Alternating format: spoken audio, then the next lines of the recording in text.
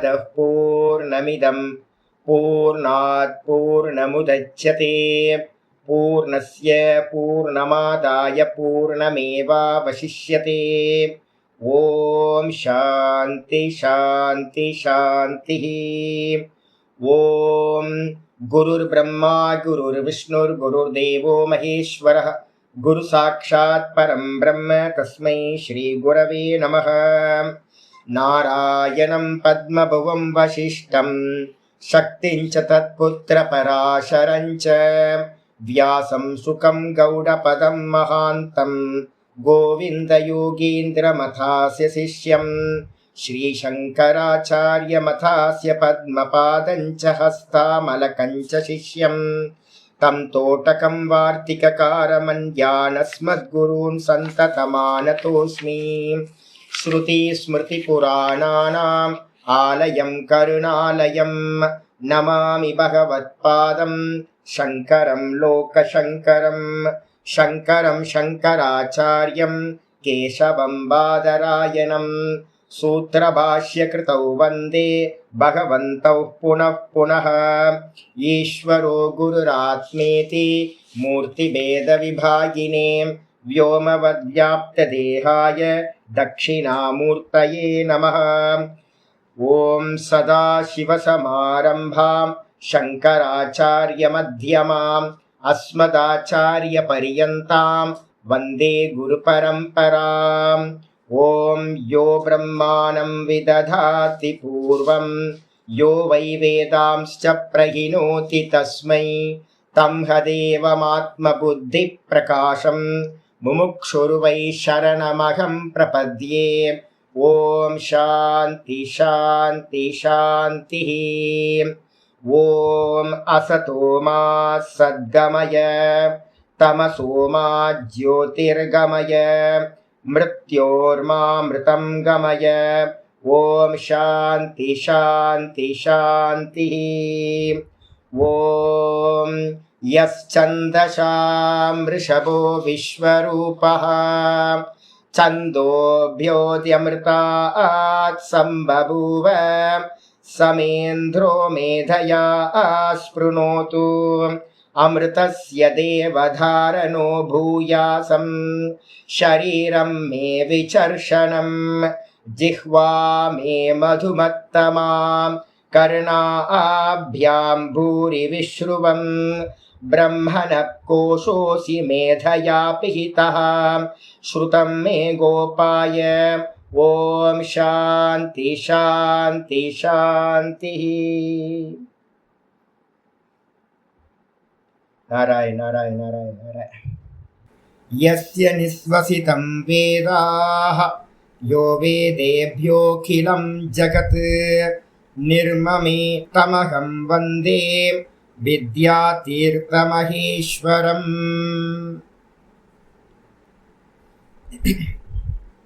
நம்ம பார்த்துக்கிட்டு இருக்கிறது ஜீவன் முக்தி விவேகம். இதில் கொஞ்சம் அடிப்படையாக சில விஷயங்கள் நமக்கு தெரியணுன்றதுக்காக பகவத்கீதையில் இருக்கக்கூடிய சம்பந்த பாஷ்யங்களை பார்த்துக்கிட்டு இருக்கோம்.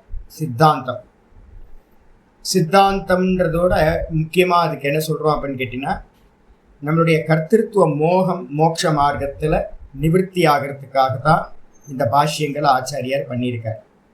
இது மட்டும் நமக்கு நல்லா தெளிவாக தெரிஞ்சது அப்படின்னா சித்தாந்தம் எங்கேயுமே கன்ஃபியூஸே ஆகாது. போகிற பாதை ரொம்ப கிளியராக இருக்கும். எதுக்காக நம்ம இதெல்லாம் சொல்கிறோம் அப்படின்னு இதில் நம்ம என்ன பார்த்துக்கிட்டு இருக்கோம் அப்படின்னா, டாக்குமெண்ட் பார்த்தீங்கன்னா 4வது டாக்குமெண்ட் பார்த்துட்டு இருக்கோம்.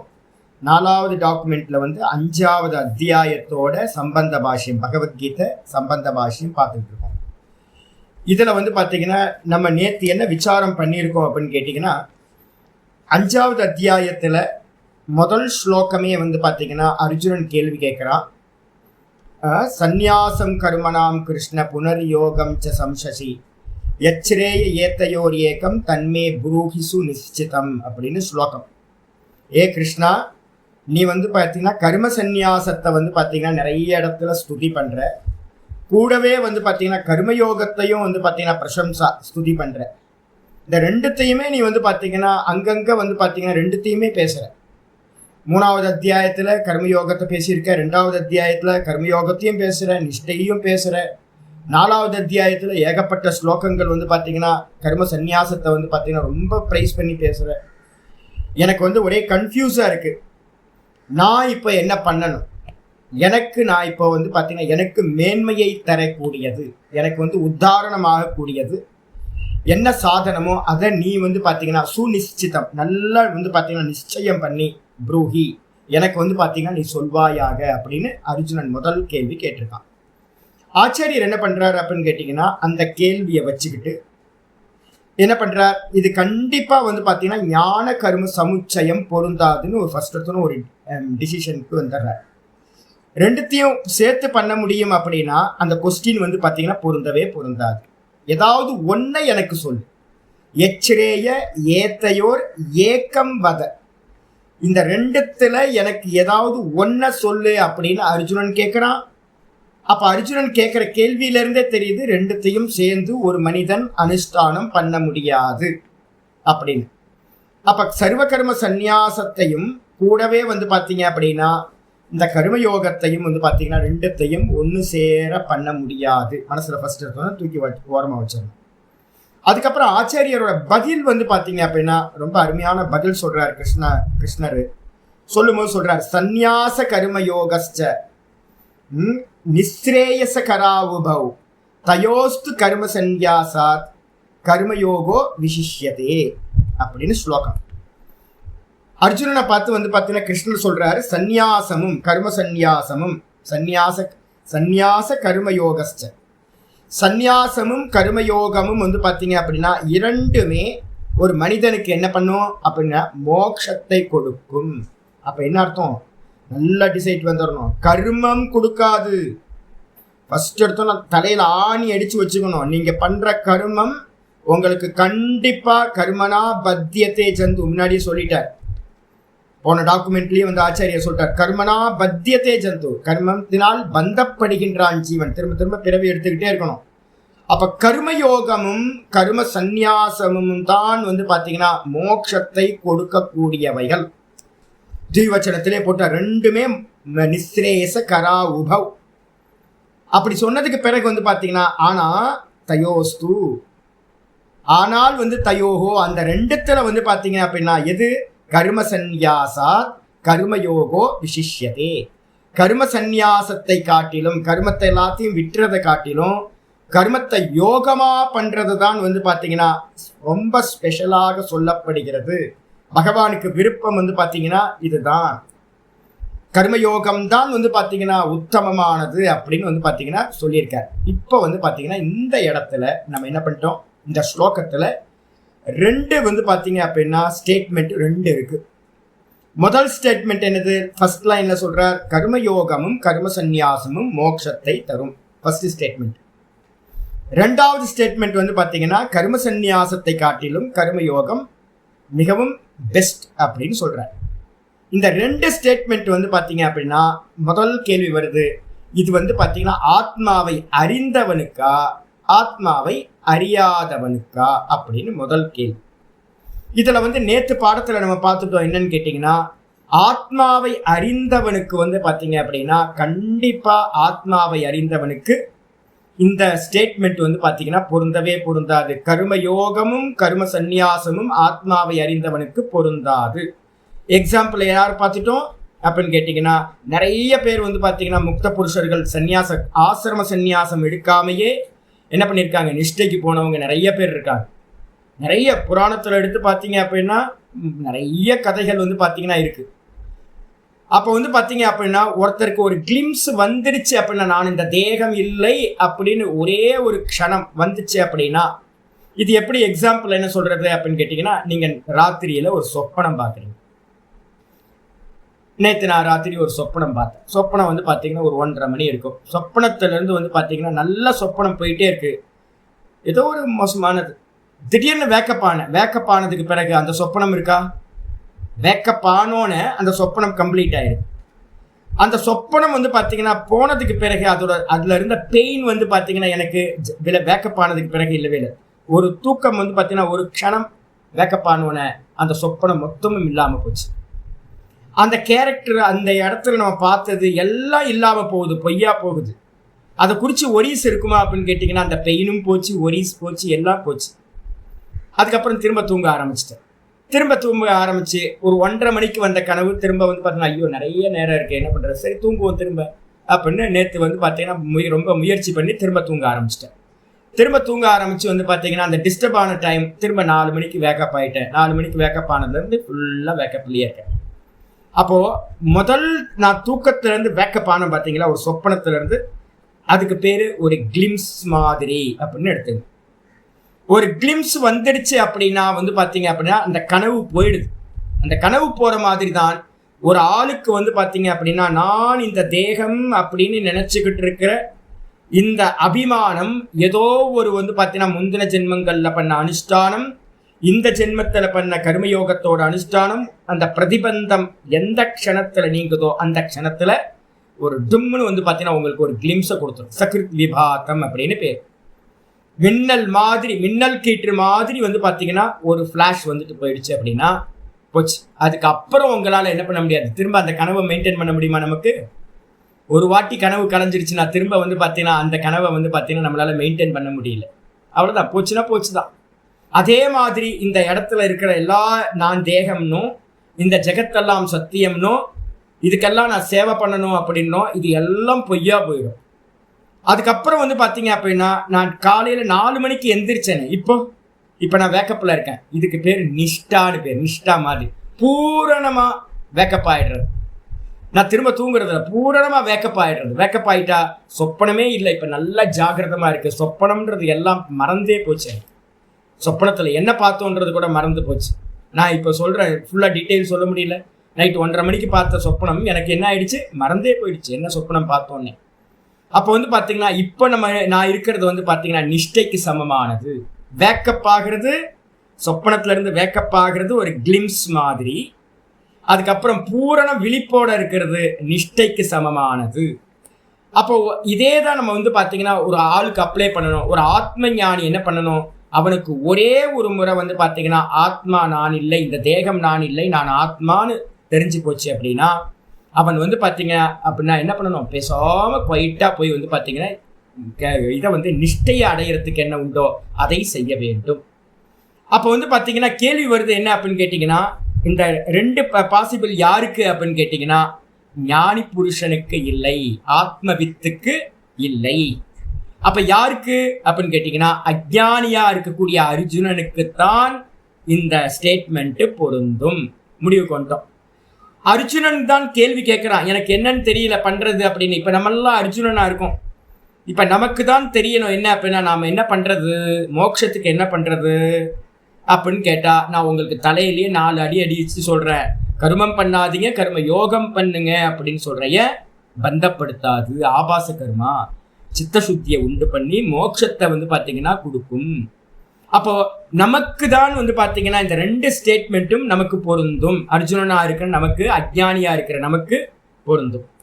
சொன்னதுக்கு பிறகு வந்து பார்த்தீங்கன்னா நேற்று லாஸ்ட் முடிக்கும் போது வந்து பார்த்தீங்க அப்படின்னா ஆத்மாவை அறிந்தவனுக்கு வந்து பார்த்தீங்கன்னா என்ன ஆகாது, நேற்று பாடத்தில் லாஸ்ட் இது வந்து பார்த்தீங்க அப்படின்னா சொன்னோம். ஆத்மாவை அறிந்தவனுக்கு வந்து பார்த்தீங்கன்னா கர்மயோகம் கர்ம சந்நியாசம் 2மே பொருந்தாதுன்னு சொல்றீங்களே, இதுல 2 பட்சம் ஆகிக்குங்க. என்ன 2 பட்சம் அப்படின்னா, ஆத்ம ஞானிக்கு சர்வ கர்ம சந்நியாசம் பொருந்தாதா, கர்ம சந்நியாசம் பொருந்தாதா, இல்லை வந்து பார்த்தீங்கன்னா கர்ம யோகம் பொருந்தாதா? இந்த 2த்தையும் பாசிபிளா எடுத்துங்க. 2 வந்து பார்த்தீங்கன்னா அவனுக்கு 2 சாய்ஸ் இருக்கு. இந்த 2த்துல எதை பொருந்தாதுன்னு சொல்றீங்க ஆத்ம ஞானிக்கு அப்படின்னு கேட்டீங்கன்னா, ஆத்ம ஞானிக்கு வந்து பார்த்தீங்கன்னா கர்மயோகம் பொருந்தாது. இதான் ஸ்டேட்மெண்ட். நேற்று நம்ம பார்த்தோம் அத்திர உச்சியத்தை 6வது பேஜில் நடுவில் இருந்து பாருங்க. அத்திர உச்சியத்தை ஆத்மவிதோ நிவர்த்த மித்யா ஞானத்வாத் அப்படின்னு நேற்று முடிக்கிற இடத்துல நம்ம சொன்னோம். ஆத்மாவை அறிந்தவனுக்கு வந்து பார்த்தீங்கன்னா நிவர்த்த மித்யா ஞானாத். மித்யா ஞானம்னா பொய்யறிவு. என்ன பொய்யறிவு? நான் தேகம் அப்படின்ற பொய்யறிவு. நானுக்கு மேலே கைத்துக்கு மேலே பாம்பு மாதிரி நானுக்கு மேலே இந்த தேகம் கல்பிதம். இந்த கல்பிதமாக இருக்கிற இந்த பொய் ஞானம் வந்து பார்த்தீங்கன்னா மித்யா ஞானம் நிவர்த்தியான காரணத்தால் விபரிய ஞான மூலசிய கர்மயோகசிய. விபரிய ஞானம்னா அவித்யாக்கு இன்னொரு பேர் விபரிய ஞானம்னு பேர். அவித்யாக்கு இன்னொரு பேரு விபரிய ஞானம். அதை மூலமா அவித்யாவை மூலமாக கொண்ட கர்மயோகசிய அசம்பவக சியாத். ஒரு கர்மயோகம் பண்ணணும்னா என்ன இருக்கணும்? நான் கர்த்தான்ற எண்ணம் இருக்கணும். அதுக்கப்புறம் பார்த்தீங்கன்னா எனக்கு இது கர்த்தவியம், எனக்கு இது செய்யத்தக்கதுன்னு, என்னோட டியூட்டின்னு இவன் நினைக்கணும். அதுக்கப்புறம் வெளியில இருக்கிறதெல்லாம் பார்த்தீங்கன்னா அபூரணமா இருக்கு, என்னோட ஜீவராசிகளாக சுற்றி இருக்கிறதெல்லாம் குறையோட இருக்கு, நான் அதெல்லாம் ஃபுல்ஃபில் பண்ணணும் அப்படின்னு நினைக்கணும். அப்போ பார்த்தீங்கன்னா எல்லாத்தையும் சத்தியத்துவம் கொடுத்து நான் கர்த்தான்னு நினைச்சு, நான் அந்தக்கரண சுத்திக்காக என்னை குருநாதர் பண்ண சொல்லியிருக்கார் அப்படின்னு, அந்தக்கரண சுத்தி எனக்கு வேணும் அப்படின்னு இதெல்லாம் பண்ணணும். ஆனால் பார்த்தீங்க அப்படின்னா இது சம்பவிக்குமா அப்படின்னு கேட்டிங்கன்னா, இதெல்லாம் சொப்பன மாதிரி ஒருத்தனுக்கு ஆனவனுக்கு இது சம்பவிக்குமானா சம்பவிக்காது. அப்போ கர்மயோகம்ன்றது எப்போ சம்பவிக்கும்னா, இந்த ஜெகத் சத்தியம், நான் சத்தியம், நான் கர்த்தா, நான் போக்தா, எனக்கு மோட்சத்துக்கு அந்தக்கரண சுத்தி வேணும், அதுக்காக நான் கர்மயோகம் பண்றேன் அப்படின்னு பார்த்தீங்கன்னா இத்தனை ப்ராசஸ் ஒருத்தருக்கு இருந்தாதான் அவருக்கு பார்த்தீங்கன்னா கர்மயோகம் சம்பவிக்கும். ஒருத்தனுக்கு முக்த புருஷனானவனுக்கு பார்த்தீங்க அப்படின்னா ஒரே ஒரு க்ஷணம் இந்த தேகம் நான் இல்லை, இந்த ஜெகத் பொய்ன்னு தெரிஞ்சிருச்சு அப்படின்னா, பூர்ணமதக பூர்ணமிதம் டெய்லி காலையிலேயே முடிக்கும் போது ஆரம்பிக்கும் போது சொல்றோம்ல, இது எல்லாம் பூர்ணமாகத்தான் இருக்கு. பூர்ணமேவ அவசிஷ்யத்தை, மிச்சம் பூர்ணம் தான் இருக்கு. பூர்ணம் பார்த்தீங்கன்னா பூர்ணமாவே இருக்கு, இங்க எந்த குறையும் இல்லை. அப்ப குறையே இல்லாதவன் பார்த்தீங்கன்னா கர்மயோகம் பண்ணுவானா அப்படின்னா பண்ண மாட்டான். இதுக்கு தான் பார்த்தீங்கன்னா ரமண பகவானோட எக்ஸாம்பிள் நான் அடிக்கடி சொல்லிக்கிட்டே இருக்கிறது. அவரோட ஆசிரமத்துக்கு ஒருத்தர் பக்தர் வந்தார். பக்தர் பார்த்தீங்க அப்படின்னா மெடிடேட் பண்ணிக்கிட்டு இருந்தார். கொஞ்ச நாள் ஆச்சு. அவர் பார்த்தீங்கன்னா ஒரு நாள் பகவானை பார்த்து, நம்ம அந்த ஃப்ரீடம் இதெல்லாம் மூமெண்ட்லாம் போயிட்டு இருக்கு, நம்ம ஏதாவது நம்ம ஆசிரமத்துல இருந்து ஃப்ரீடம் மூமெண்ட்ல ஏதாவது நம்ம கலந்துக்கலாம், நம்ம ஏதாவது பண்ணலாம் அப்படின்னு கேட்குறார். கேட்ட மாத்திரத்துல பகவான் சொன்னார், நீ எதுக்கு வந்த அப்படின்னு கேட்டார். நான் என்ன தெரிஞ்சுக்கிறதுக்காக வந்தேன். தெரிஞ்சுக்கிட்டியா? இன்னும் இல்லை. ஃபர்ஸ்ட் நீ ஒன்றை தெரிஞ்சுக்கோ, மிச்சம் இந்த உலகம்னு ஒன்று மிச்சம் இருந்தா பார்க்கலாம்.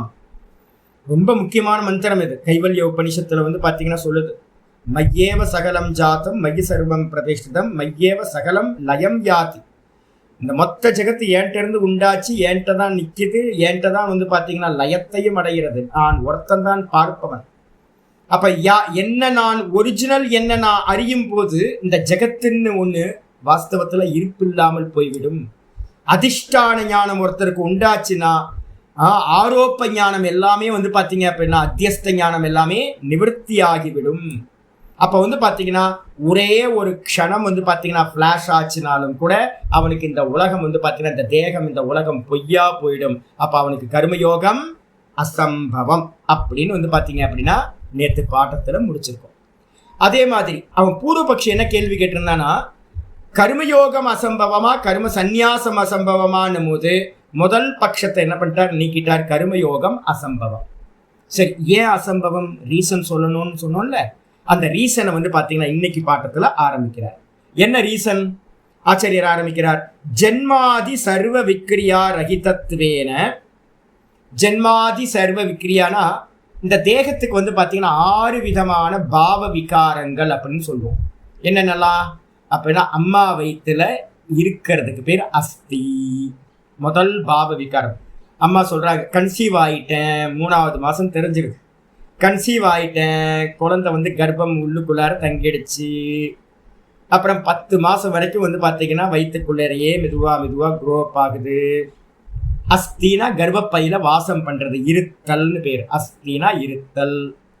அதுக்கப்புறம் ஜாயத்தே 2வது பர்த் உண்டாகிறது. 10வது மாசம் குழந்தை பிறக்கிறது.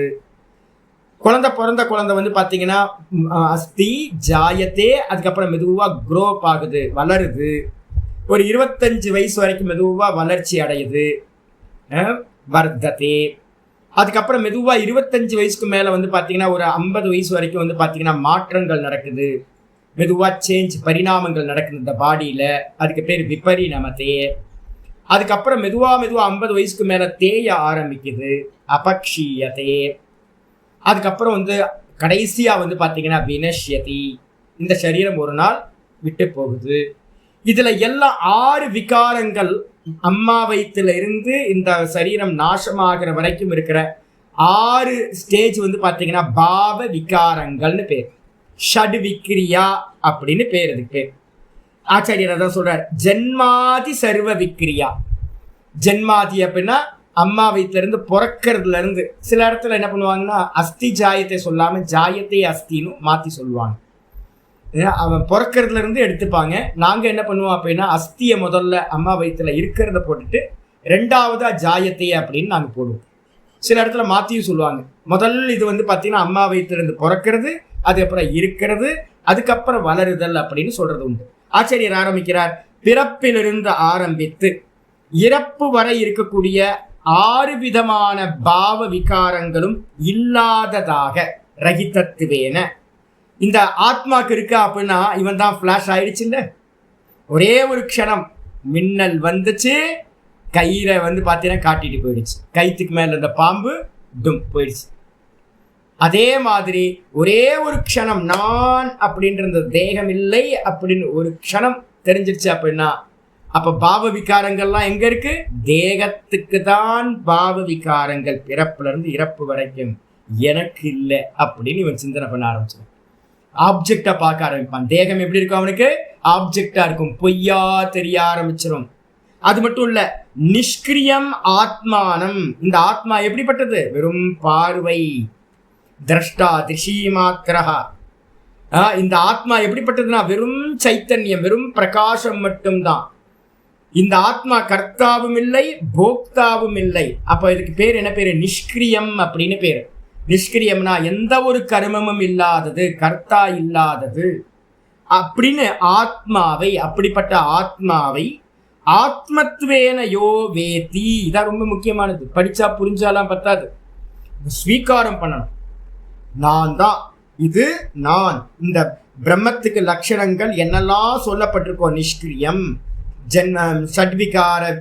சட்விகார ரகிதம் அப்படின்னு என்ன லட்சணங்கள் சொல்லுதோ இது எல்லாம் நான் அப்படின்னு உங்களுக்கு வந்து பார்த்தீங்கன்னா டைஜஸ்ட் ஆகிறது. அது எப்போ ஆகும்? அனுபூதியில தான் ஆகும் உங்களுக்கு.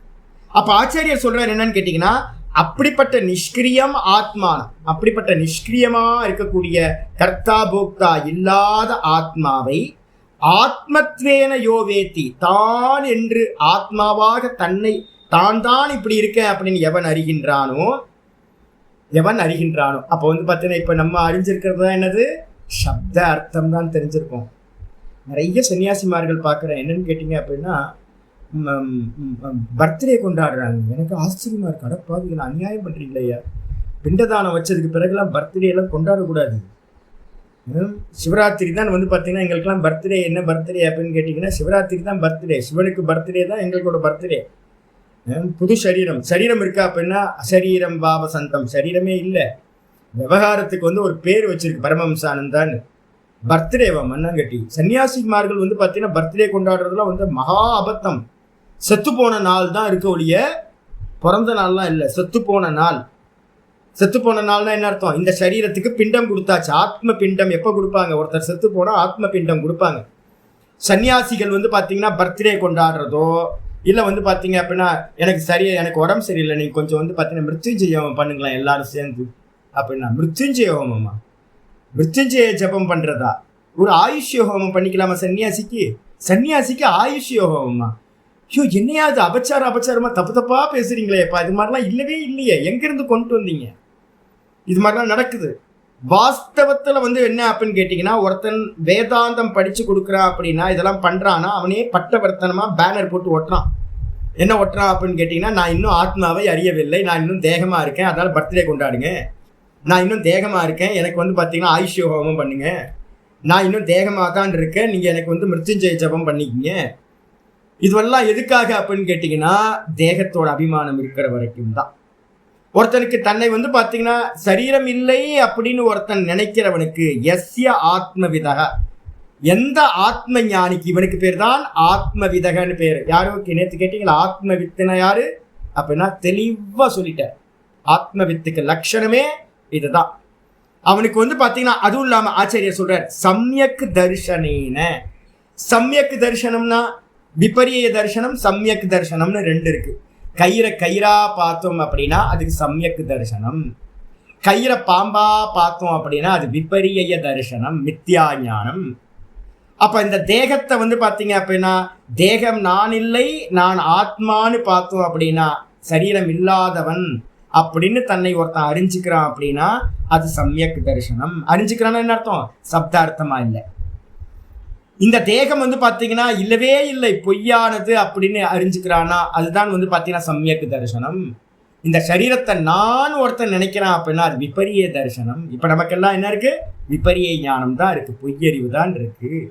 அப்ப சம்யக் தரிசனத்தினால அந்த ஆத்மாவை அறிந்தவனுக்கு அபாஸ்த மித்யா ஞானசிய, அபாஸ்த அப்படின்னா மித்யா ஞானம் நீங்கியவனுக்கு நீங்கி போச்சு. பொய்யறிவு வந்து பாத்தீங்கன்னா டார்ச் அடிச்சு அந்த கைத்துக்கு மேல இருக்கிற பாம்பை வந்து பாத்தீங்கன்னா டார்ச் அடிச்சோன்னா என்ன ஆயிடுச்சு? போயிடுச்சு. போன பிறகு வந்து பாத்தீங்கன்னா பயப்படுவானா? பயப்பட மாட்டான். ஏன்? பாம்பு போயிடுச்சு. மொத்தமும் வந்து பாத்தீங்கன்னா அதுக்கு முன்னாடி இருந்த க்ஷணம் வரைக்கும் இருந்த பயம் எல்லாம், நடுக்கம் பயம் எல்லாம் போய் போச்சு. அப்போ ரிலாக்ஸ் ஆயிட்டான் ரொம்ப ஈஸியா. கயிறு, ஐயோ இதை பார்த்துதானா நான் இது வரைக்கும் மிரண்டு போனேன். கயிறு ஜி வரவேணாஞ்சி, யாரும் வரவேணாஞ்சி, கயிறு கிடக்குது, நான் உங்களை தப்பா கூப்பிட்டேன்ஜி, யாரும் ஹெல்ப்புக்கு வரவேணாம், கயிறு தான் கிடக்குது. அதுக்கு முன்னாடி வரைக்கும் என்ன பண்ணியிருப்பான்? ஐயோ யாராவது ஹெல்ப்புக்கு வாங்க, பாம்பு இருக்கு பாம்பு இருக்குன்னு கத்தியிருப்பான். தொட நடுங்கிருக்கும். அப்படியே தண்டு வடம்லாம் வந்து பார்த்தீங்கன்னா ஒரு கரண்ட் ஷாக்கு பாஞ்சிருக்கும். ஐயோ பிளாக் கோப்ரா கொத்துச்சுன்னா என்ன ஆகும், ஐயோ இந்த பக்கம் போகுது அந்த பக்கம் போகுதே அப்படின்னு. கயிறு தெரிஞ்சதுக்கு அப்புறம் தான் நம்ம பார்த்ததெல்லாம் பொய் அப்படின்னு தெரிஞ்சது. மொத்த சம்சாரமும் அதே மாதிரி வந்து பார்த்தீங்கன்னா ஒரே ஒரு க்ஷணம் நான் ஆத்மானு ஒருத்தன் பார்த்துட்டான் அப்படின்னா மித்யா ஞானம் என்ன ஆயிடுச்சு? நிவர்த்தி ஆயிடுச்சு. அபாத மித்யா ஞானஸ்ய, அபாதஸ்த மித்யா ஞானஸ்ய நிஷ்கிரிய ஆத்மஸ்வரூப அவஸ்தான லட்சணம். அடுத்து என்ன பண்ணணும் அப்படின்னு கேட்டீங்கன்னா ஒரு வாட்டி வந்தா பத்தாது, திரும்ப வந்து பார்த்தீங்கன்னா ஒரு வாட்டி கிளிம்ஸ் வந்துட்டு போயிடும். இதே மாதிரி வந்து பார்த்தீங்கன்னா ஒரு வாட்டி கிளிம்ஸ் வந்துட்டு போயிடும். யாருக்கு நடந்திருக்கு அப்படின்னு கேட்டிங்கன்னா உங்களுக்கு பாகவதத்தில் வந்து பார்த்தீங்கன்னா எடுத்து படிச்சிங்கன்னா தெரியும். நம்ம இவரோட கதை வந்து பார்த்தீங்கன்னா அந்த இடத்துல இருக்கு. நம்ம நாரதரோட கதை வந்து பார்த்தீங்கன்னா அங்கே சொல்லப்படுது. நாரதர் சின்ன பையனாக இருக்கும்போது வந்து பார்த்தீங்கன்னா அவருக்கு ஒரு சமாதி அவஸ்தை வந்து பார்த்தீங்கன்னா கிடைக்குது. கிடைச்சதுக்கு பிறகு வந்து பார்த்தீங்கன்னா கையை விட்டு போனோன்னு அவர் வந்து பார்த்தீங்கன்னா அந்த காடு ஃபுல்லாக அலையிறார். அப்படியே மிகப்பெரிய ஒரு விஷன் கிடைச்சிட்டு தன்னை விட்டு போயிடுச்சு. போன பிறகு வந்து பார்த்தீங்கன்னா சமாதி நழுவினவன் வந்து பார்த்தீங்கன்னா ஐயோ ஐயோ ஐயோ போச்சு அப்படின்னு பண்ணும்போது அசரீரி வந்து பார்த்தீங்கன்னா தேவவாணி வந்து பார்த்தீங்கன்னா மேலேருந்து சொல்லுது, இது என்ன அப்படின்னா உனக்கான சமயம் இது இல்லை. நான் கொஞ்சம் பொதுவாக சொல்கிறேன், கதையை நீங்கள் எடுத்து படிச்சீங்க. அப்போ வந்து பார்த்தீங்கன்னா இதுக்கான சமயம் உனக்கு இல்லை, நீ ட்ராவல் பண்ணி யாத்திரை பண்ணி அதுக்கான சமயம் வரும்போது உனக்கு பூர்ணமாக கிடைக்கும் அப்படின்னு. அடுத்த ஜென்மத்தில் வந்து பார்த்தீங்கன்னா அவர் தேவரிஷியாக வந்து பார்த்தீங்கன்னா வர நாரதராக பூர்ண ஞானியாக அவருக்கு ஞானம் கிடைக்கும். அப்போ வந்து பார்த்தீங்கன்னா என்ன ஆகும் அப்படின்னு கேட்டிங்கன்னா ஒரு கிளிம்ஸ் நிறைய பேருக்கு கிடைக்கும். இப்போ நார்த் இந்தியாவிலலாம் பார்த்தீங்க அப்படின்னா நான் யாத்திரை பண்ண இடத்துலலாம் நிறைய பேர் வந்து பார்த்தீங்கன்னா நர்மதா கரையில், நார்த் இந்தியாவிலலாம் இமயமலையிலலாம் நிறைய பேர் அங்கங்கே வந்து பார்த்தீங்கன்னா ஒரு கிளிம்ஸ் கிடைக்கும். நீங்கள் தபஸ் பண்ணினீங்கன்னு வச்சுருங்களேன், தபஸ் பண்ணும்போது என்ன ஆகும் அப்படின்னா எங்கேயாவது ஏகாந்தமாக போய் உட்காந்து என்ன பண்ணுவாங்க, தபஸ் அது இதெல்லாம் பண்ணிட்டு இருக்கும்போது இந்த தபஸ் பண்ணும்போது பாப்பம் க்ஷீணமாகும். இந்த பாப்பம் க்ஷயமாகும் போது பேரிகேட்டர் கொஞ்சம் கேப் எங்கேயாவது கிடைக்கும் போது உத்கிருஷ்டமான ஒரு சத்துவ குணம் இங்கே வரும்போது டும் தன்னை பற்றின ஒரு ஞானம் வந்து பார்த்தீங்கன்னா எப்படி நம்ம தூக்கத்துல இருந்து வேக்கப் ஆகிறோமோ அது மாதிரி டும்னு வந்து பார்த்தீங்கன்னா ஒரு வேக்கப் கிடைச்சிட்டு திரும்ப இதாகிடும். அந்த ஒரு ஃப்ளாஷ் வந்ததுக்கு பிறகு நிறைய பேர் என்ன பண்ணுவாங்க அப்படின்னு கேட்டிங்கன்னா நிறைய சன்னியாசிமார்கள் என்ன பண்ணுறாங்க, பெரிய பெரிய ஆட்கள்லாம் அவ்வளோதான் ஆயிட்டோம், நம்ம வந்து பார்த்தீங்கன்னா முடிஞ்சு போச்சு அப்படின்னு என்ன பண்ணுவாங்க அப்படின்னு கேட்டிங்கன்னா வெளியில் வந்து இந்த லோக்கத்தில் வந்து பார்த்தீங்கன்னா தன்னை பெருசாக பிரகடனப்படுத்துவாங்க, இது பண்ணுவாங்க, ஒரு பெரிய இன்ஸ்டிடியூஷன் அது இதெல்லாம் ஆரம்பித்து எல்லாம் போகும். நிறைய சாதுக்கள் நார்த் இந்தியாவிலாம் வந்து பார்த்தீங்க அப்படின்னா நிறைய பேர் இருக்காங்க. நீங்கள் நர்மதா கரையில் வந்து பார்த்தீங்கன்னா அது மாதிரி ஆட்கள் நிறைய பேர் வந்து பார்த்தீங்கன்னா நான் பார்த்துட்டு வந்திருக்கேன். அப்போ இவங்க என்ன ஆவாங்கன்னு கேட்டிங்கன்னா மெதுவாக வந்து பார்த்தீங்கன்னா போயிடுவாங்க. ஆனால் வாஸ்தவத்தில் அது பண்ணக்கூடாது. ஆச்சாரியார் சொல்கிறார், அப்படி மித்யா ஞானம் ஒரு நிமிஷம் நிவர்த்தியானவன் என்ன பண்ணணும் அப்படின்னா நிஷ்கிரிய ஆத்மஸ்வரூப அவஸ்தான லட்சணம். அதுக்கப்புறம் தான் ப்ராசஸ் நிஷ்டைக்கான ப்ராசஸே அதுக்கப்புறம் தான் ஆரம்பிக்குது. அவன் என்ன பண்ணணும் அப்படின்னா ஒரு க்ஷணம் நான் அப்படின்னு தெரிஞ்சது இல்லை, அந்த ஒரு க்ஷணம் தெரிஞ்ச நிஷ்கிரியமா எந்த ஒரு கிரியையும் இல்லாத இந்த ஆத்ம தத்துவத்திலேயே ஆத்மஸ்வரூப அவஸ்தான லட்சணம், தான் தான் தான் தான் தான்லேயே நிற்கக்கூடிய லட்சணம். அப்போ பார்த்தீங்கன்னா நிஷ்கிரியமான ஆத்மா எது? கர்த்தா இல்லாத, போக்தா இல்லாத, தேகம் இல்லாத, வெறும் ஸ்புரண மாத்திரமா சைத்தன்ய மாத்திரமா இருக்கிற தன்னிலையே தான் நிற்கக்கூடிய அது என்னது? அது எப்படி முடியும் அப்படின்னு கேட்டீங்கன்னா சர்வ கர்ம சந்நியாசம் உக்துவா. அதுக்கு என்ன பண்ணணும்னு கேட்டீங்கன்னா அதுக்கு அப்புறம்தான் ப்ராசஸே. எல்லா கர்மத்தையும் நிப்பாட்டிட்டு அந்த தான் தான் தான்லேயே நிற்கக்கூடிய ஸ்வார்த்த சம்யமம் அப்படின்னு சொல்லக்கூடியது, ஆத்ம தியானம் அப்படின்னு சொல்லக்கூடியது 6வது சாப்டர்ல இந்த ஆத்ம சம்யம யோகம்னு 6வது சாப்டருக்கு பேர். நிஷ்டைக்கு பார்த்தீங்கன்னா அவன் ஏகாந்தத்துல இருந்துக்கிட்டு எந்த கர்மமும் பண்ண வேணாம். அதுக்கு முன்னாடி கர்மயோகம்லாம் பண்ணியிருப்பான், அதுக்கு முன்னாடி நிறைய கர்மயோகம் பண்ணியிருப்பான், அதுக்கப்புறம் பூஜைகள் பண்ணியிருப்பான், அதுக்கப்புறம் ஜபம் பண்ணியிருப்பான். இந்த ஜபம் பூஜை இது எந்த கர்மமும் பார்த்தீங்கன்னா என்ன ஆகாது, அதுக்கப்புறம் தேவைப்படாது. அப்போ அதுக்கப்புறம் என்ன இருக்கும் அப்படின்னு கேட்டிங்கன்னா வெறும் தான் தான் தான் தானையே பிடிச்சிக்கிட்டு தான்லேயே நிற்கிறது எதுவோ அதுக்கு ஹெல்ப் பண்ணுறது என்னது? சர்வ கர்ம சந்நியாசம். ஒரு கர்மா பண்ணக்கூடாது. இதான் பார்த்தீங்கன்னா வியர்த்தா குழி, பசி வந்தா சாப்பிடு, தூக்கம் வந்தா தூங்கு, மீது எந்த கர்மாவும் இல்லை. ஐத்திரேயத்தில் பாஷ்யத்தில் ஆச்சாரியர் சொல்கிறார், பாஷ்யமா இல்லை ஆனந்தகிரி டீக்காவான்னு தெரியல, அதை சொல்லும் போது சொல்கிறது விசாரம் வருது. தேகத்துக்கு பசி வரும்போது பார்த்தீங்க அப்படின்னா வா தேக பிரஜைக்கு வா, பிக்ஷாடனம் பண்ணு, சாப்பிடு, திரும்ப போயிடு, சொருப்பத்துக்கு போயிடு. எப்போ சரீர பிரஜை வருதோ அப்போ அதை நிவர்த்தி. குளிர் எடுக்குது, ஒரு போர்வை எடுத்து ஏதாவது கந்தலோ இதையோ எடுத்து போத்திக்கோ, திரும்ப பார்த்தீங்கன்னா சொருப்பத்துக்கு போயிடு. ஆகம் ஆகம் ஆகம் ஆகம் ஆகம்ன்ற ஸ்புரணத்திலேயே நில். அப்போ எந்த கர்மா பண்ணினாலும் அது சொருப்பத்தில் நிற்கிறதுக்கு தடையா ஆகிவிடும். அப்போ அவன் என்ன பண்ணுவான் அப்படின்னு கேட்டிங்கன்னா ஆத்ம நிஷ்டைக்காக சர்வ கர்ம சந்நியாசம் பண்ணிக்க வேண்டும்னு உக்துவா. உக்துவானா எங்கே சொல்லப்பட்டது? சொல்லப்பட்டுனா எங்க? 4வது சாப்டர்ல நம்ம முதல் பேராகிராஃப் பார்த்தோம்ல, அந்த முதல் இந்த டாக்குமெண்ட்டோட முதல் பேராகிராஃப்ல என்னெல்லாம் இருக்கோ அதெல்லாம் பார்த்தீங்கன்னா ஞான நிஷ்டனுக்கு சொல்லப்பட்டது. அது எல்லாத்தையும் சொல்லிட்டு தது விபரீதஸ்ய, அதுக்கு ஆப்போசிட்டா. அப்போ மித்யா ஞானம் நிவர்த்தியானவன் என்ன பண்ணணும்? ஞான நிஷ்டைக்கு எல்லாத்தையும் விட்டுட்டு போய் உட்கார்ந்துடணும். அதுக்கு ஆப்போசிட்டா யாரு? மித்யா ஞான மூல. மித்யா ஞானம்னா அவித்யா, அஜ்ஞானம். அந்த அஜ்ஞானத்தை மூலமா வச்சிருக்கிற கர்த்திருத்துவ அபிமான புரசரஸ்ய. ரொம்ப அருமையா சொல்ற. ஒரு கர்த்திருத்துவம் இருக்கு அப்படின்னா நான் கர்மயோகம் பண்றேன் அப்படின்னா என்ன வேணும்? நான் ஃபர்ஸ்ட் நான் கர்த்தான்ற ஒரு எண்ணம் இருந்தால் தானே நான் கர்மயோகம் பண்ண முடியும். கர்மயோகம் பண்ணுறதுக்கு கர்த்திருத்துவம் வேணும். அந்த கர்த்திருத்துவத்துக்கு பார்த்தீங்கன்னா நான் கர்த்தான்றதுக்கு பார்த்தீங்கன்னா மூலம் எது அப்படின்னா பொய்யறிவு, அவித்யா. நான் தேகம்னு நினைக்கிறதுனால தான் எனக்கு நான் கர்த்தான்னு நினைக்கிறேன். ஆத்மா கர்த்தா இல்லை, ஆத்மா வெறும் பிரகாசம், வெறும் சைத்தன்யம். நான் இந்த தேகாதிகள் தான் கர்மம் பண்ணுது. தேகம் கர்மம் பண்ணுது, வாக்கு கர்மம் பண்ணுது, மனசு கர்மம் பண்ணுது, புத்தியில் பார்த்தீங்கன்னா அறியுது. இது எல்லாத்துக்கும் பின்னாடி பிரகாசிக்கிறவன் நான் பிரகாசம். அதை அறியாம நான் இந்த தேகம்னு நான் அறியும் போதுதான் கர்த்திருத்துவம், நான் கர்த்தான்ற எண்ணமே வருது. அப்ப நான் கர்த்தான்ற எண்ணத்துக்கு காரணம் எது அப்படின்னா தேகத்தையும் என்னையும் பிரித்து பார்க்காத அஜ்ஞானம். அப்ப அஜ்ஞானத்தை மூலமா வச்சுக்கிட்டு, மூல காரணமா வச்சுக்கிட்டு கர்த்திருத்துவ அபிமான புரசரஸ்ய, நான் கர்மயோகம் பண்றேன் அப்படின்னு ஒரு அபிமானத்தோட, நான் கர்மயோகி அப்படின்னு ஒரு அபிமானத்தை முன்னிட்டு சக்ரிய ஆத்மஸ்வரூப அவஸ்தான ரூபஸ்ய. நம்ம கர்மயோகி என்ன பண்றோம் அப்படின்னு கேட்டீங்கன்னா சக்ரிய ஆத்மஸ்வரூபம், நான் கர்த்தா. என்ன கர்மம் பண்றீங்க? கர்மயோகம் பண்ணிக்கிட்டு இருக்கேன். இப்போ அதான் நம்ம எல்லாம் எங்கே இருக்கோம் அப்படின்னு கேட்டினா சக்ரிய ஆத்மஸ்வரூபம்.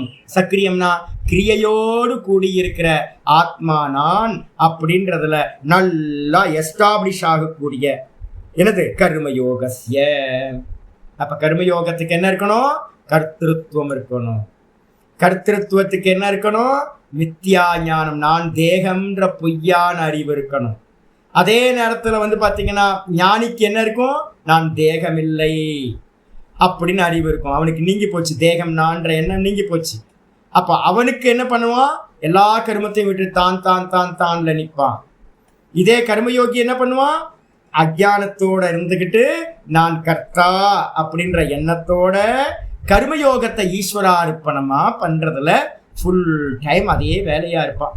நான் பண்ணல, பகவான் பண்றார், இதெல்லாம் ஈஸ்வரார்ப்பணம்னு ஃபுல் டைம் அதை பார்த்தீங்கன்னா லைஃப்ல நல்லா ஸ்திரமாகிறதுக்கான ஒரு ப்ராசஸ் போயிட்டே இருக்கும் அவன்கிட்ட. அப்ப அப்படிப்பட்டவனுக்கு இக சாஸ்திரே, இந்த சாஸ்திரத்துல, இந்த பகவத்கீதையில 18 சாப்டர்லையும் தத்திர அங்க பாத்தீங்க அப்படின்னா ஆத்மஸ்வரூப நிரூபண பிரதேசேஷு, எங்கெல்லாம் ஆத்மஸ்வரூபத்தை பாத்தீங்கன்னா எஸ்டாப்ளிஷ் பண்றோமோ அந்தந்த இடத்துல எல்லாம் பாத்தீங்கன்னா சம்யக் ஞான மித்யா ஞான தற்காரிய விரோதாத். சம்யக் ஞானம்ன்றது கயிறை பார்க்கறது, மித்யா ஞானம்ன்றது பாம்பை பார்க்கறது. ரெண்டும் என்னது? கயிறை பார்த்தா பாம்பு பார்க்க முடியாது, பாம்பு பார்த்தா கயிறு பார்க்க முடியாது. நான் என்னை பார்த்த நான் தேகம் பார்க்க முடியாது, தேகத்தை நான் பார்த்தா நான் தெரிய மாட்டேன், ஆத்மா தெரியாது. ரெண்டுமே ஆப்போசிட். ஒன்று பார்த்தீங்கன்னா நிஷ்கிரியம், ஆத்மான்றது நிஷ்கிரியம், ஷரீரம்ன்றது பார்த்தீங்கன்னா சக்ரியம். இந்த ரெண்டும் சம்யக் ஞானம் மித்யா ஞானம், உண்மையறிவு பொய்யறிவு, இந்த ரெண்டும் என்னது அப்படின்னு கேட்டீங்கன்னா ரெண்டுத்தோட என்னது மித்யா ஞான தத்து சொரூப தத்து காரிய விரோதா, ரெண்டுத்தோட காரியமும் விரோதம். அதனால என்னன்னு கேட்டீங்கன்னா அபாவக பிரதிபத்தியதே. இதனால பாத்தீங்க அப்படின்னா இந்த ரெண்டுத்துக்கும் சம்யக் ஞான மித்யா ஞான தற்காரிய விரோதா அபாவக பிரதிபாத்தியதே. இந்த ரெண்டும் பாத்தீங்க அப்படின்னா ஆத்மஸ்வரூபத்தை அறிந்தவனுக்கு கண்டிப்பா பார்த்தீங்கன்னா கர்மயோகம் செல்லாது, முடியாது அப்படின்னு சொல்லப்பட்டிருக்கு. அது மட்டும் இல்லை, வேற என்ன ஆச்சாரியர் சொல்றாரு? பிரதிபாதியதை எஸ்மாத், எந்த காரணத்தினால இவ்வாறோ, தஸ்மாத் அந்த காரணத்தினால, ஆத்மவிதோ நிவர்த்த மித்யா ஞானஸ்ய. ஆத்மஞானி அர்த்தம் என்ன? நிஷ்டய பிராப்தி பண்ணல, கிளிம்ஸ் தான் வந்திருக்கு. ஒரு கிளிம்ஸ் வந்தவன் ஆத்மஞானி, நான் தேகம் இல்லைன்னு தெரிஞ்சவன். அவனுக்கு நிவர்த்த மித்யா ஞானசிய, நான் தேகம்ன்ற அந்த பொய்யறிவு நீங்கி போச்சு. அப்படிப்பட்டவனுக்கு விபரிய ஞான மூலகா கர்மயோகா, அஜானத்தை மூலமாக கொண்ட கர்மயோகம் பாத்தீங்கன்னா ந சம்பவதி. இதெல்லாம் ஹைலைட் பண்ணீங்க. ஆத்மாவை அறிந்தவனுக்கு கர்மயோகம் சம்பவிக்காது. இது யுக்தம் வக்தும் சியாத். அப்போ ஸ்டேட்மெண்ட் நல்லா தெரிஞ்சுக்கணும். ஆத்ம ஞானத்தை அடைந்தவனுக்கு கர்மயோகம் சம்பவம் இல்லை. அஜ்ஞானி மட்டும்தான் கர்மயோகத்தை பண்ண முடியும். சொல்லியாச்சு. இதுக்கு அப்புறம் பாத்தீங்க அப்படின்னா ஏன் இதை இவ்வளோ இதாக சொல்றேன் அப்படின்னா, நான் பாத்தீங்க அப்படின்னா தயானந்த ஆசிரமத்தோட நிறைய ஃப்ரெண்ட்ஸ் எல்லாம் எனக்கு இருந்தாங்க. சுவாமி என்ன பண்ணார்? தயானந்த சுவாமி எய்ம் ஃபார் சேவா அப்படின்னு ஒன்று ஆரம்பிச்சு கோர்ஸ் படித்தவங்க நிறைய பேர் அந்த எய்ம் ஃபார் சேவா ஹாஸ்டல் அது இதெல்லாம் ரன் பண்ணிட்டு இருக்காங்க. கேட்டால் என்ன சொல்லுவாங்க அப்படின்னு கேட்டிங்கன்னா, கர்மயோகம் பண்ணுறேன் அப்படின்னு. நான் இமீடியட்டாக நான் கேட்பேன், என்ன கேள்வி கேட்பேன் அப்படின்னா, நீங்கள் என்ன ஸ்டேட்டில் இருக்கீங்க? ஒன்று நீங்கள் பார்த்தீங்கன்னா ஆத்மா சிரவண மன்னத்தில் இருக்கீங்கன்னா கர்மயோகத்துக்கு இறங்க முடியாது. ஏன்னா சிரவண மன்னனத்தில் போகிறீங்க அப்படின்னா சிரவணம் பண்ணவன் மனனம் பண்ணணும், மனனம் பண்ணவன் நிதித்தியாசனத்துக்கு போகணும். இதான் பிரக்கிரியா. சிரவணம் பண்ணவன் திரும்ப பார்த்தீங்கன்னா ரிட்டர்ன் பார்த்தீங்கன்னா கீழே இருக்க ஸ்டெப்புக்கு பார்த்தீங்கன்னா கீழே இறங்கக்கூடாது. கர்மம் கர்மயோகம், அதுக்கப்புறம் ஞானம் ஞான நிஷ்டை.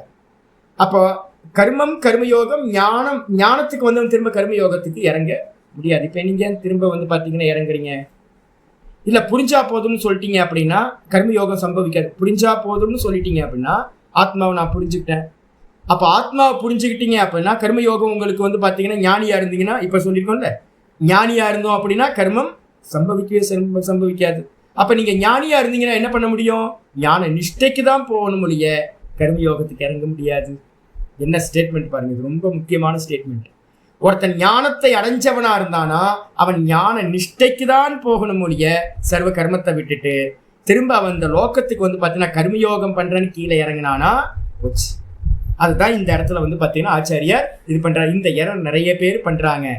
என்னன்னு கேட்டா, ஒரு கிளிம்ஸ் வந்து தன்னை ஞானின்னு நினைச்சா ஞான நிஷ்டை இருக்கா இல்லையா, இவ்வளவுதான். ஞான நிஷ்டை இல்லை அப்படின்னா ஞான நிஷ்டை அடையறதுக்கான காரியத்தை பண்ணணும். ஆனா திரும்ப நீங்க கர்மயோகத்துக்கு வந்தீங்க அப்படின்னா ஞான நிஷ்டைய அடையவே முடியாது. முடிஞ்சு போச்சு. இதுதான் சிம்பிள் சித்தாந்தம். இதுதான். இதுக்கப்புறம் ஆச்சாரியா சொல்றார், கேஷு கேஷு புனக. நீங்க சொன்னீங்களே போன பேராகிராஃப்ல, அங்க நான் வந்து பாத்தீங்கன்னா எஸ்டாப்ளிஷ் பண்றேன் ஆத்மஸ்வரூபத்தை. எங்கெங்கெல்லாம் ஆத்மஸ்வரூபத்தை நிரூபணம் பண்றோமோ பகவத்கீதையில அங்கங்க வந்து பாத்தீங்க அப்படின்னா நம்ம என்ன பண்றோம், இந்த விசாரத்தை, இந்த பேதத்தை வந்து நாங்க சொல்றோம் அப்படின்னு ஆச்சாரியார் சொன்னார்.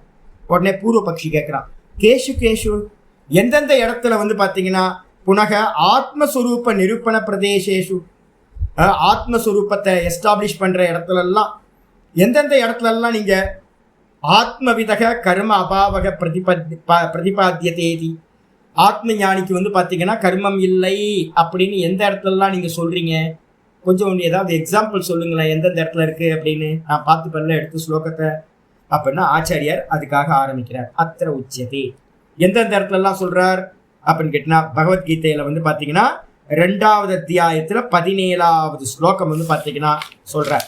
2:17 வந்து பாத்தீங்கன்னா ரொம்ப அருமையான ஸ்லோகம் வந்து பாத்தீங்கன்னா இருக்கு.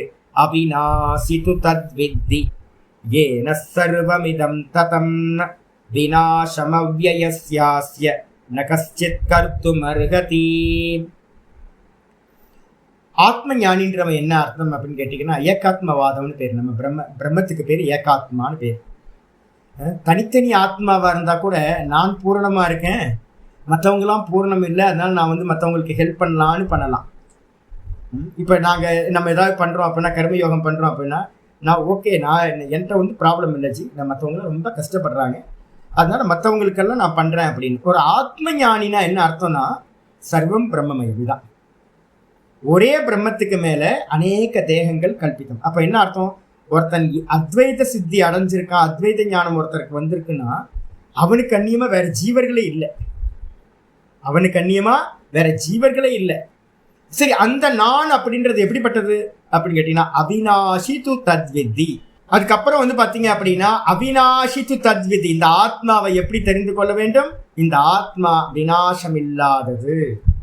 அது மட்டும் இல்லை, ஏன சர்வமிதம் ததம், இந்த ஆத்மானால்தான், இந்த ஆத்மாதான் பிரம்மம், இந்த பிரம்மத்தினால் வந்து பாத்தீங்கன்னா இந்த மொத்த உலகமும் வியாபிக்கப்பட்டிருக்கு.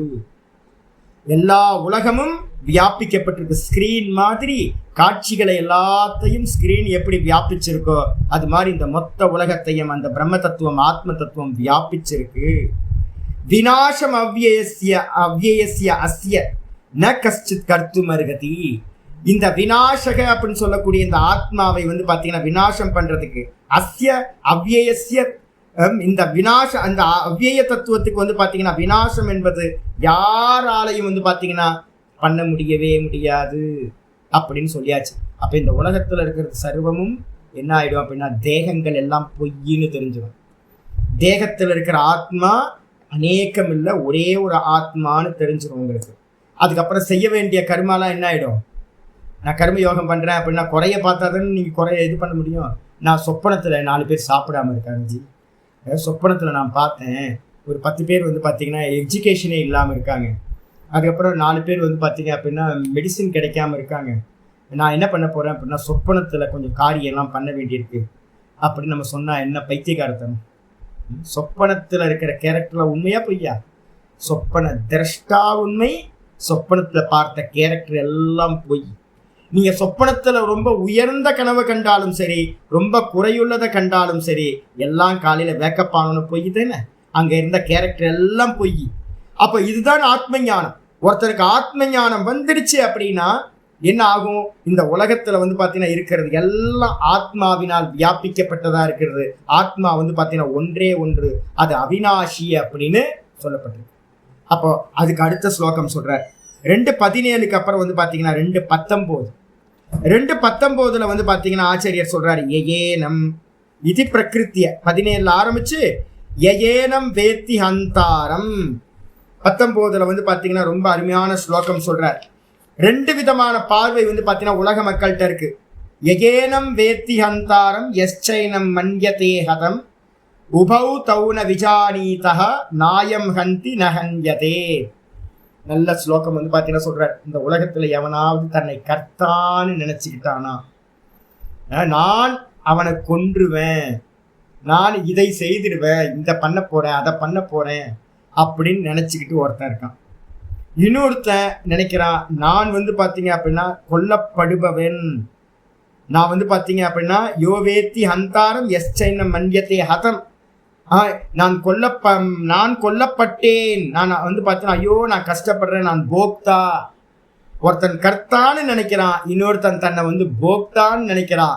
இந்த ரெண்டு பேருமே வாஸ்தவத்தில் இந்த ஆத்மாவை அறியவில்லை.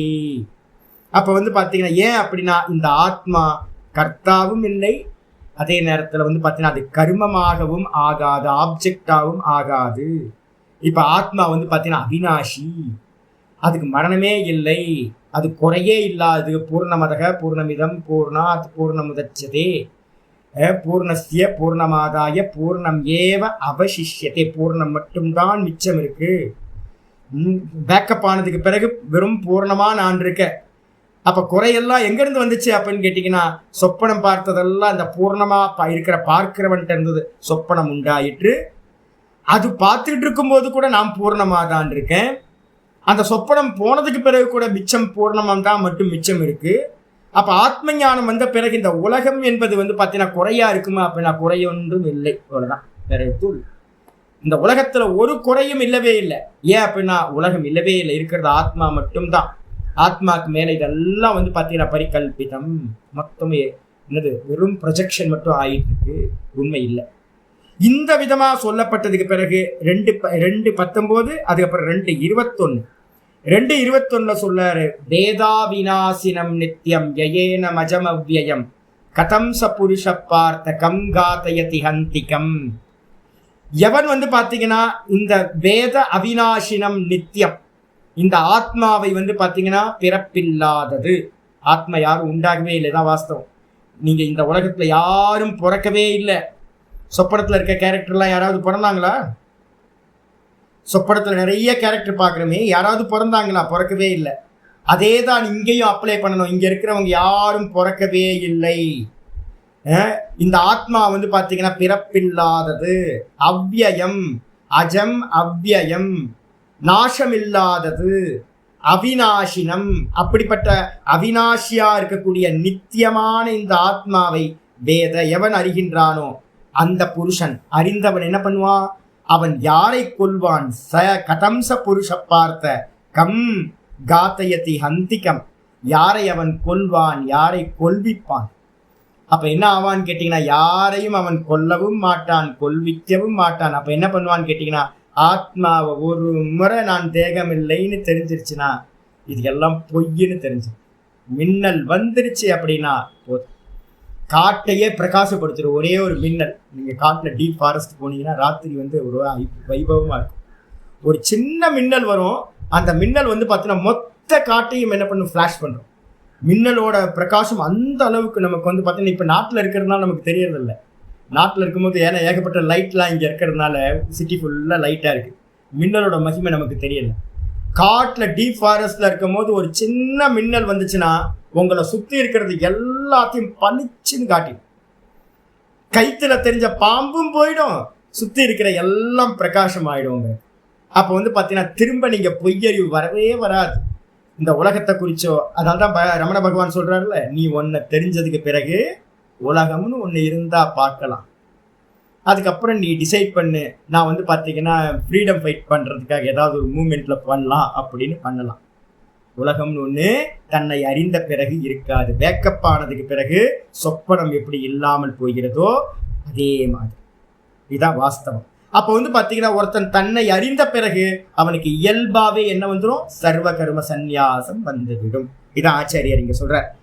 வேதாவிநாசினம் நித்தியம் இத்தியாதௌ தத்திர தத்திர ஆத்மவிதக கர்ம அபாவக உச்சதே. இது மாதிரி 18 அத்தியாயத்தில் இப்போ 2-3 கொட்டேஷன் 2வது சாப்டர்ல சொல்லிச்சு.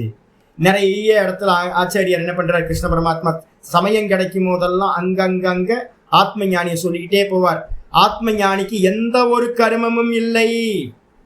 ஏன் கர்மம் பண்ணணும் அப்படின்னா சத்தியத்துவம் இருந்தாதான் கர்மம் பண்ண முடியும். ஏதாவது அடையணும்னு ஒரு ஆசை இருக்கணும். ஏதாவது அடையணும் அப்படின்னு அர்த்தம் சத்தியம் நினைக்கணும்.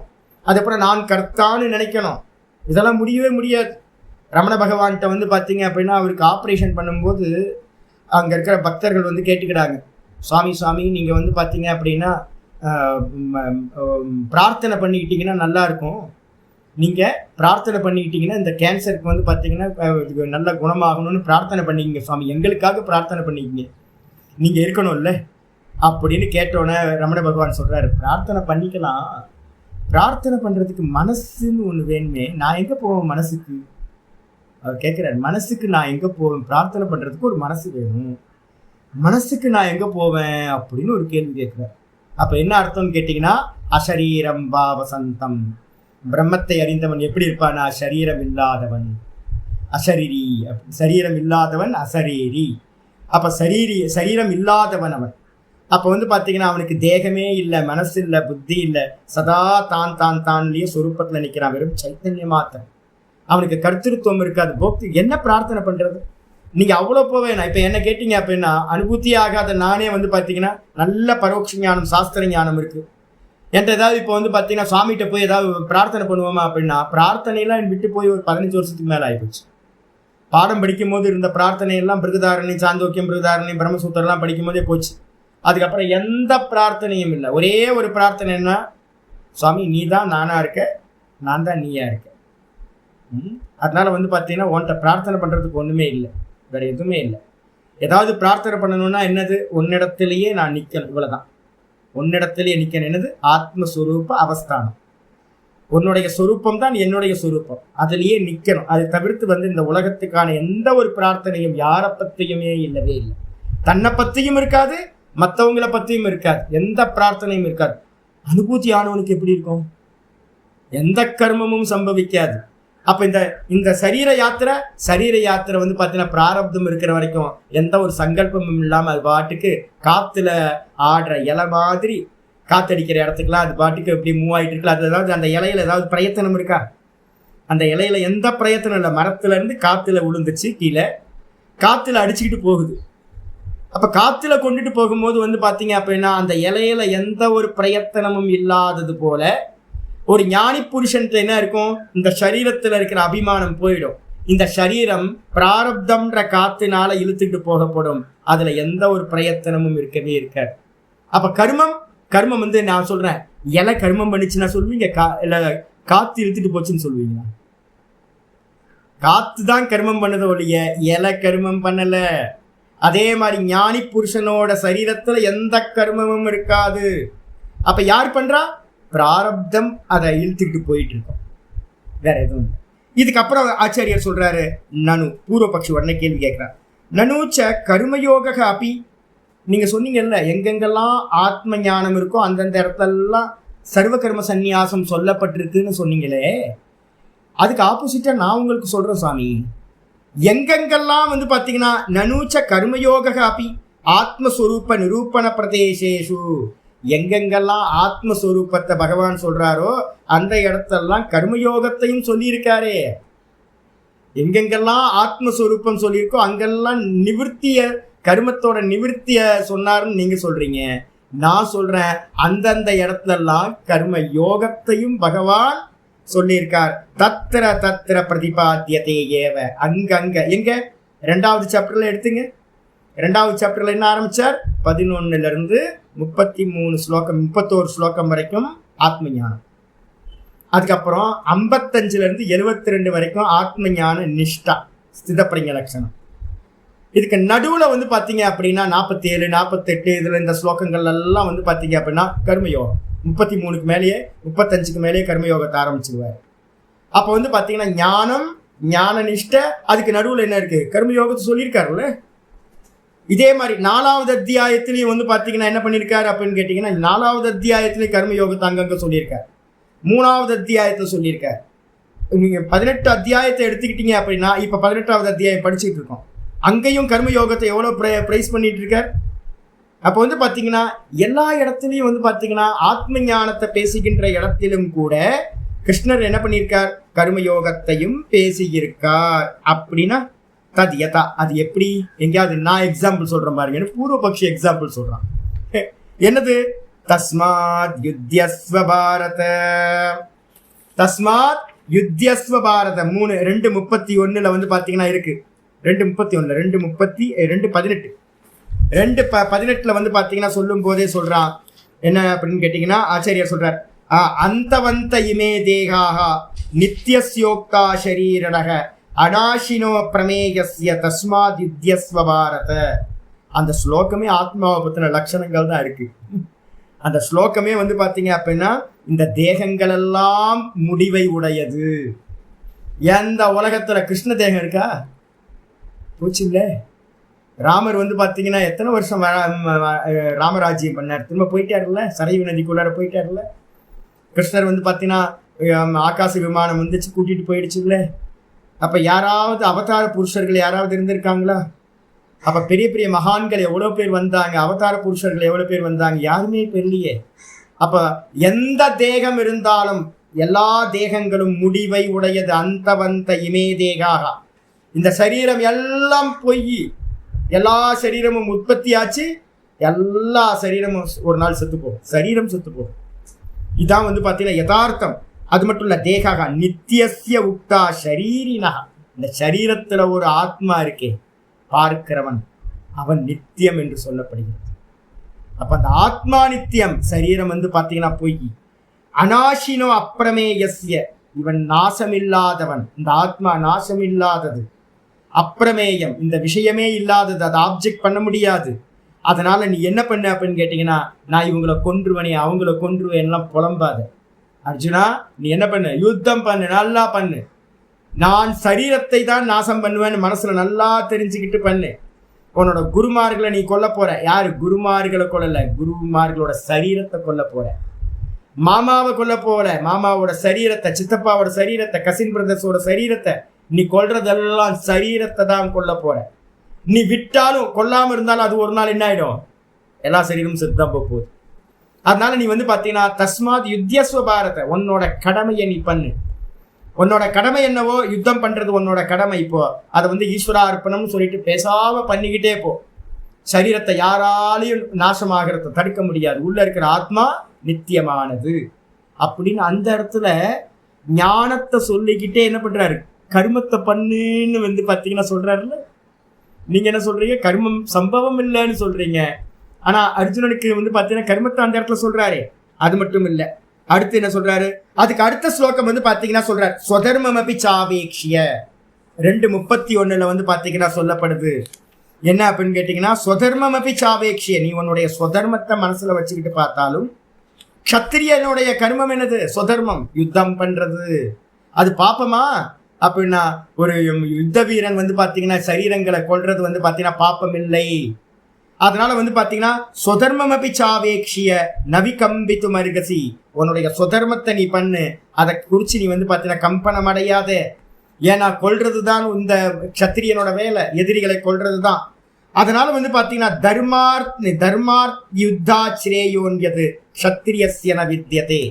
இந்த வந்து பாத்தீங்கன்னா தர்மத்தினால் மூடப்பட்ட உன்னுடைய அந்த சொதர்மம், அந்த சொதர்மத்தை காட்டிலும் வந்து பாத்தீங்கன்னா உனக்கு மேன்மை தரக்கூடியது வேற எதுவுமே இல்லை அப்படின்னு க்ஷத்திரியனுக்கு வந்து யுத்தம் பண்றது தான் மேன்மையை கொடுக்கும் அப்படின்னு அந்த இடத்துல சொல்லப்பட்டிருக்கு. அப்ப வந்து பாத்தீங்கன்னா 30 வரைக்கும் ஆத்ம ஞானத்தை சொல்லிட்டு 31வது ஸ்லோகமே யுத்தம் பண்றதை வந்து பிரைஸ் பண்றாரு ஆச்சாரியார் கிருஷ்ண பரமாத்மா. அப்ப வந்து பாத்தீங்கன்னா கர்மம் பண்ண முடியாதுன்னு சொன்னீங்களே, அர்ஜுனனுக்கு ஆத்ம ஞானத்தை சொல்லிட்டு கர்மத்தை தானே சொல்றாரு. என்ன அருமையா பூர்வபக்ஷி கேட்கிறான் பாருங்க. அது மட்டும் இல்லாம வந்து பாத்தீங்கன்னா அடுத்து இருக்கு 2:47 இருக்கு. 2:47 கர்ம ஆத்ம ஞானத்தை சொல்லி ஆத்ம ஞான நிஷ்டைய அடுத்து சொல்லி நடுவுல என்ன பண்றாரு அப்படின்னா, கர்மன் ஏவாதிகாரஸ்தே மா ஃபலேஷு கதாச்சன மா கர்ம பலஹேதுர் பூஹு மாத்தே சங்கோஸ்துவ கர்மணி. ஏ அர்ஜுனா, உனக்கு ஒன்னுத்துலதான் ரைட்ஸ் இருக்கு. என்ன ரைட்ஸ் இருக்கு? கர்மத்தை பண்றதுல மட்டும்தான் ரைட்ஸ் இருக்கு. சும்மா இருக்காத, சும்மா இருக்கிறதுல பற்று கொள்ளாதே. நீ ஏதாவது வந்து பார்த்தீங்கன்னா பண்ணணும்னா கர்மத்தை பண்ணுறது மட்டும்தான் உனக்கு ரைட்ஸ் இருக்குது அப்படின்னு திரும்பவும் சொல்லியிருக்காரு. அப்போ வந்து பார்த்தீங்க அப்படின்னா இவ்வளோ இருக்கே சுவாமி, நீங்கள் சொல்கிறீங்க ஆத்ம ஞானத்துக்கு அடைஞ்சவனுக்கு வந்து பார்த்தீங்கன்னா ஆத்ம ஞானத்தை அடைஞ்சவனுக்கு கர்மம் சம்பவம் இல்லைன்னு சொல்கிறீங்களே, அர்ஜுனன் ஆத்ம ஞானத்தை அடைஞ்சானா இல்லை சப்தத்தை கேட்டானா? அப்போ அப்போ அப்போ வந்து பார்த்தீங்கன்னா 2:11 2:30 வரைக்கும் இருக்கிற ஆத்மாவை பற்றின லட்சணங்களை எல்லாத்தையும் அவன் கேட்டான். அப்போ நல்லா தெரிஞ்சுங்க, என்னன்னு கேட்டிங்கன்னா ஆத்ம ஞானம்ன்றதுக்கு அர்த்தம் வந்து பார்த்தீங்கன்னா ஆத்ம ஞானம் ஒருத்தனுக்கு கிடைக்குது அப்படின்னா பரோட்ச ஞானம் ஒருத்தருக்கு கிடைக்குதுன்னு வச்சுங்களேன். சப்தம் அர்த்தம் மட்டும் கிடைக்குது அப்படின்னா அவன் தாராளமாக கர்மம் பண்ணிட்டு இருக்கலாம். இப்போ ஊரில் இருக்க சன்னியாசிலாம் வந்து பார்த்தீங்கன்னா என்ன விஸ்தாரமாக கர்மம் பண்ணுறாங்க தெரியுங்களா? ரிஷிகேஷ் ஹரித்வார் போய் பார்த்தீங்க அப்படின்னா அப்படியே மிஷின் கண்ணை கொடுத்தீங்கன்னா நான் எல்லாத்தையும் தூக்கி போட்டு வந்துடுவேன். அவ்வளோ கோபம் வரும் உங்களுக்கு. ஏன்னா அவ்வளோ பெரிய பெரிய கர்மம், ஏன்னா விபரீதமாக போயிட்டு இருக்கு. நிவர்த்தின்றது இல்லாமல் பிரவೃತ್ತಿ என்ன பண்ணிட்டு இருக்குன்னா வியாபாரமாக போயிடுச்சு. ஹரித்வார்லாம் பார்த்தீங்கன்னா ஏதோ நீங்கள் மாயாஜால உலகத்துக்குள்ள நுழைஞ்ச மாதிரி இருக்கும். ஸ்பிரிச்சுவல்ன்ற பேரில் நடந்துகிட்டு இருக்கிறதெல்லாம் பார்த்தீங்கன்னா அவ்வளோ அபத்தமாக இருக்கும். பின்னாடி உங்களுக்கு தெரியாது, பப்ளிக்கு தெரியவே தெரியாது.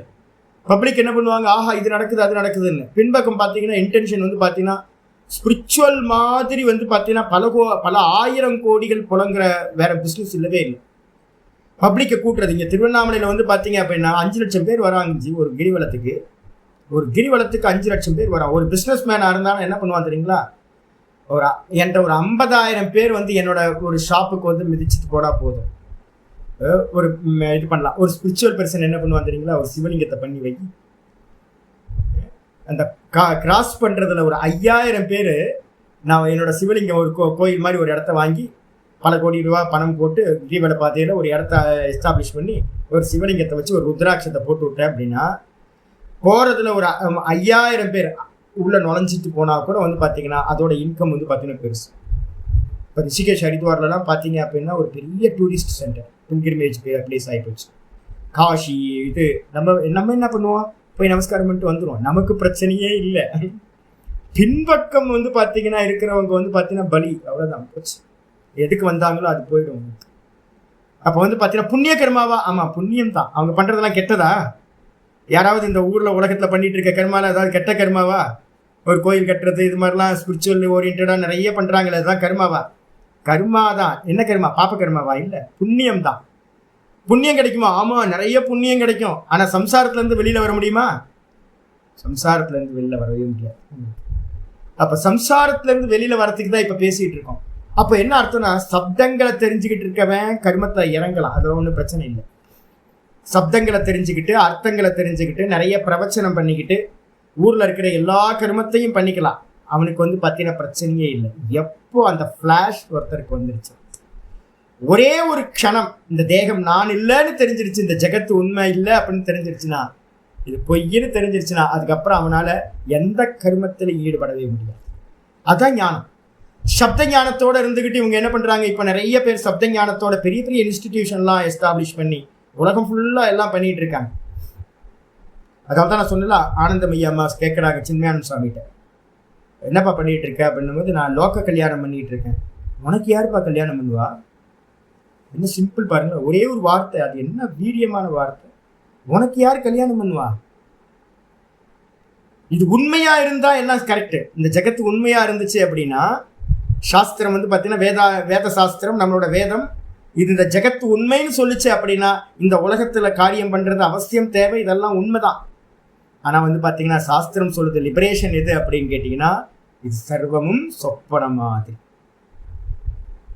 எல்லாம் பொய் இதுதான் வாஸ்தவத்துல சொப்பன மாதிரி இருக்கிறது. ஏக்கமே அத்விதீய பிரம்மம் மட்டும்தான் இருக்கு. பிரம்மத்துக்கு மேல எல்லாம் சூப்பர் இம்போஸ்.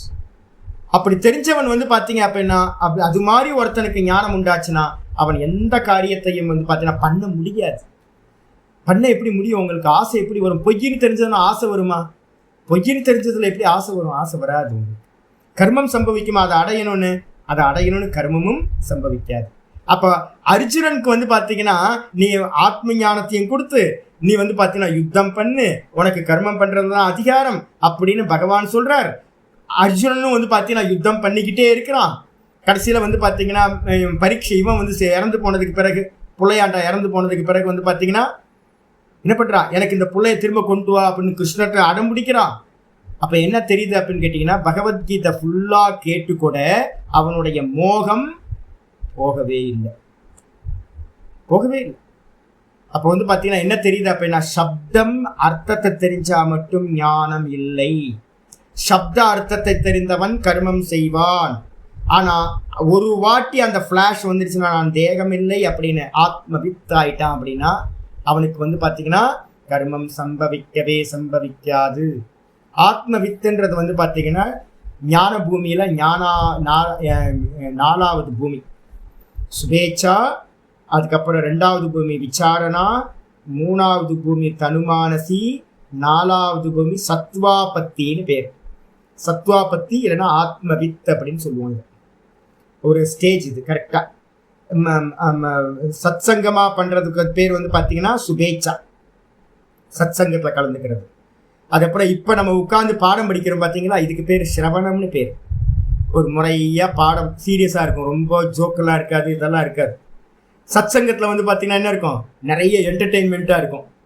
சிரிப்பு வரும், ஜாலியாக கதை சொல்லுவாங்க, இது பண்ணுவோம், நல்ல என்டர்டெயின்மெண்ட்டாக இருக்கும். நீங்கள் அதிகம் உங்களை யோசிக்கிறதுக்கு புத்தியை தீட்டுறதுக்கு எதுவுமே இருக்காது. அதே நீங்கள் 2வது ஸ்டெப்பு ஒரு குரு பிராப்தியை பண்ணி விசாரம் பண்ண ஆரம்பிச்சிட்டிங்கன்னா, இப்போ லாஜிக்காக பேசிகிட்டு இருக்கோம்ல, இது பண்ண முடியுமா, இது பண்ண முடியாதா, என்ன பாசிபிள், இதெல்லாம் யோசிக்கிறோமே, இதெல்லாம் விசாரணா. இதுக்கப்புறம் நல்லா புத்தி வர வர வர வர வந்து பார்த்தீங்கன்னா தனுமானசி அப்படின்னு 3வது ஸ்டேஜ். வாசனைகளை மெதுவாக வந்து பார்த்தீங்கன்னா நீக்கிறது. இது பொய் அப்படின்னு நீக்கிக்கிட்டே வர்றது. அதுதான் நம்ம வந்து பார்த்தீங்கன்னா ஜீவன் முக்தி விவேகத்தில் வாசனாட்சயம்னு ஒன்று பண்ண போகிறோம், ஒரு பிரகரணம் பண்ண போகிறோம். அதுக்கப்புறம் வந்து பார்த்தீங்கன்னா 4வது ஸ்டேஜ் தான் ஆத்மவித்துன்னு சொல்லக்கூடியது. 4வது அந்த ஃப்ளாஷ் வர்றது. அந்த ஒரு வாட்டி ஃப்ளாஷ் வந்துடுச்சுனாலும் அவன் என்ன பண்ணுவான் அப்படின்னா, பாதி பேர் ஏதோ ஒருத்தர் 2 பேர் தான் சொசைட்டிக்கு தெரிவாங்க.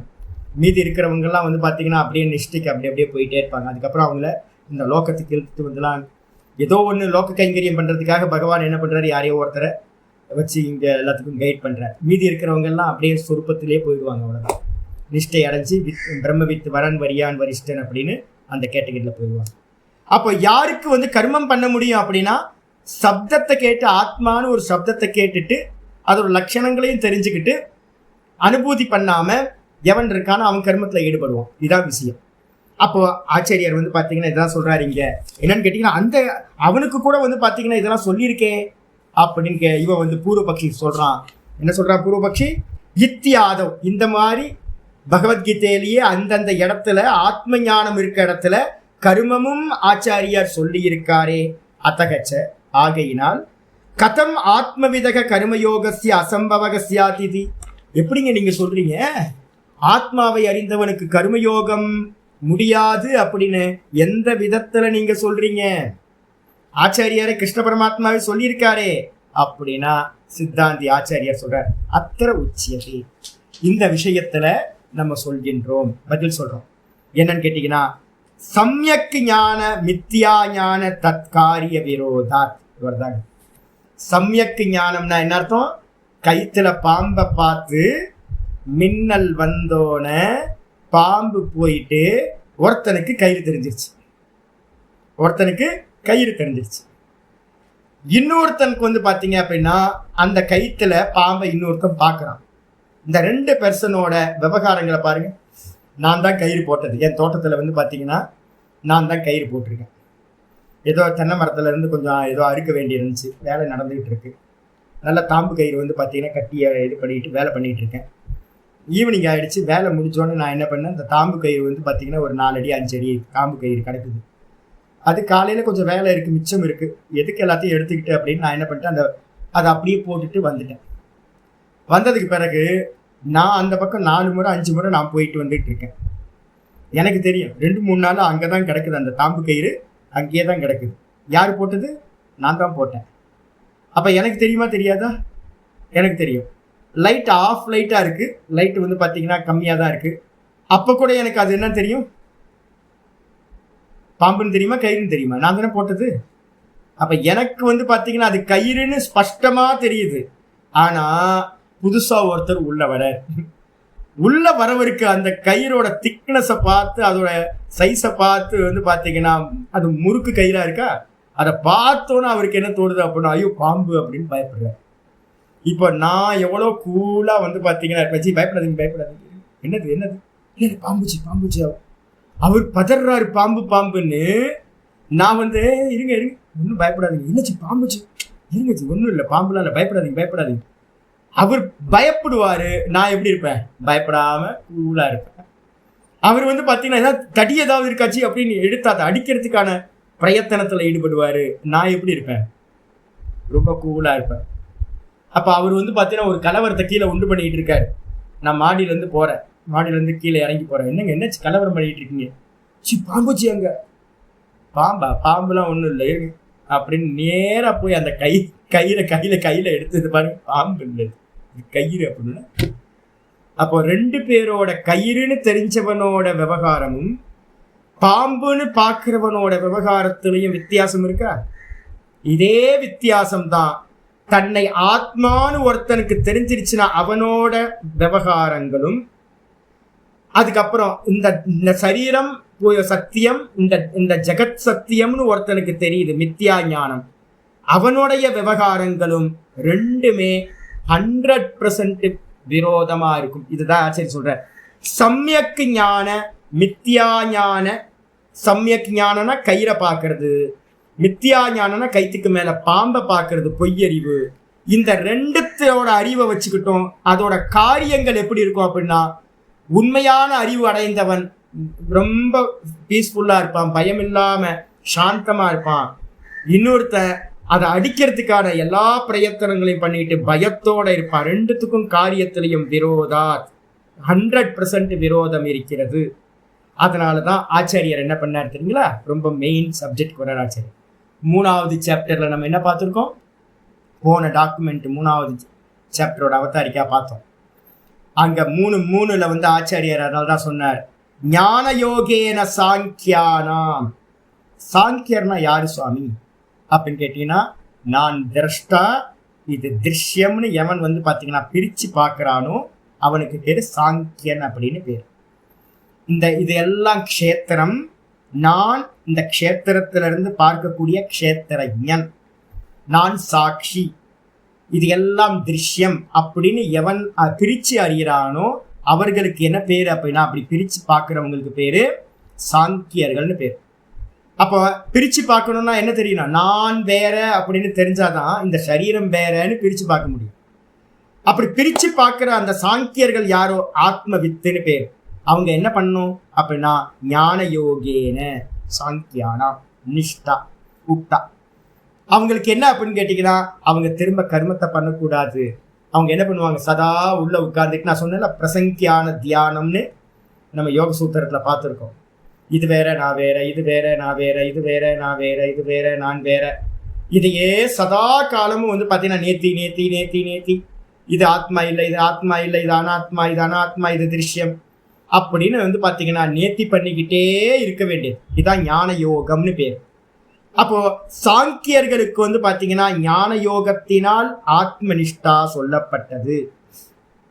அதுக்கப்புறம் இது அனேன சாங்கியானாம் 3:3 3வது அத்தியாயம் 3வது ஸ்லோகத்துல சாங்கியர்களுக்கு ஞான யோகத்தினால் ஞான நிஷ்டையானது சொல்லப்பட்டது அப்படின்னு வந்து பார்த்தீங்கன்னா, இது அனேன இந்த ஸ்லோகத்து மூலமா சாங்கியானாம் ஆத்ம தத்துவவிதாம், சாங்கியர்களா இருக்கக்கூடிய ஆத்ம தத்துவத்தை அனுபூதி பண்ணினவங்களுக்கு, அவங்களுக்கு என்ன அப்படின்னா அனாத்ம வித்து கருத்து இருக்க, அவங்களுக்கு அந்நியமா அனாத்ம வித்து கருத்து இருக்க, ஆத்மாவை அறியாதவர்கள் அவர்கள்ட்ட இருக்கக்கூடிய கருத்திருத்துவம், அதை பேசா வச்சு இருக்கக்கூடிய கர்மயோகம், அந்த கர்மயோகத்தை பண்ணக்கூடிய நிஷ்டாதக, அதிலிருந்து வேறாக நிஷ்கிரிய ஆத்மஸ்வரூப அவஸ்தான லட்சணையா. அப்ப யாரோ ஒருத்தர் கர்மயோகம் பண்ணிட்டு இருக்க, என்ன கர்மயோகத்துக்கு மெயின் என்ன வேணும்? நம்ம எங்களோட நிறைய பேர் வந்து பார்த்தீங்கன்னா ஆர்எஸ்எஸ் காரங்க நிறைய பேர் என்னோட கூட படித்த ஆட்கள்லாம் இருக்காங்க. ஆர்எஸ்எஸ் காரங்கள்ட்ட என்னென்னா தேசபக்தி ரொம்ப நல்லா இருக்கும். இன்னும் கூட வந்து பார்த்தீங்கன்னா எனக்கு தெரிஞ்ச ஒருத்தர் இருக்கார். அவர் என்ன பண்ணுவார் அப்படின்னு கேட்டிங்கன்னா, என்னை முன்னாடிலாம் பார்க்கும்போது, இப்போலாம் கொஞ்சம் பயம் வந்துருச்சு, அதனால இப்போ என்கிட்ட பேசுகிறதே இல்லை அதிகம். முன்னாடிலாம் வாங்கயா சும்மா ஆத்மான்னு பேசிக்கிட்டு, நான் ரிஷிகேஷில் இருக்கேன், பாடம் படிச்சுக்கிட்டு இருக்கேன். பாடம் படிச்சுட்டு இருக்கும்போது இவர் ஒரு நாள் வந்திருக்கார், என் கூட கோர்ஸ் பண்ணவர். அவர் என்ன பண்றாரு அப்படின்னா, ஐயோ என்னையா நீங்க பாட்டுக்கு பாடம் படிச்சுக்கிட்டு இது பண்ணிக்கிட்டே இருக்கீங்க, எவ்வளவு நாள் தான் உருட்டிக்கிட்டு இருப்பீங்க, ஆத்மா ஆத்மா பரமாத்மா ஆத்மா பராத்மா மாயம் மித்தியா அப்படின்ட்டு. வாங்க, அந்த ஊருக்கு நிறைய காரியம் பண்ண வேண்டியிருக்கு, நாட்டுக்கு பார்த்தீங்கன்னா நிறைய காரியம் பண்ண வேண்டியிருக்கு, காரியத்தை பண்ணாமல் பார்த்தீங்கன்னா உட்காந்து பாடம் படிச்சுக்கிட்டு இருக்கீங்க அப்படின்னு. இன்னும் அவர் காரியம் பண்ணிட்டு இருக்கார், தடுமாறிக்கிட்டே இருக்காரு. இன்னும் என்னோட சூப்பர் சீனியர். ஆக்சுவலாக பார்த்தீங்கன்னா அவர் அடங்கி இருக்கணும். இந்நேரம் பார்த்தீங்கன்னா என்ன காட்டிலும் புத்திசாலி, ரொம்ப புத்திசாலி, ரொம்ப நல்ல குணங்கள், அவர் மாதிரி நல்ல குணங்கள்லாம் பொறாமப்படுற அளவுக்கு நல்ல குணங்கள். ஆனால் அவர் என்ன பண்ணுறாரு அப்படின்னு கேட்டிங்கன்னா, இந்த கர்த்தவிய மோகத்தில் யாருக்கும் தெரியறதில்லை.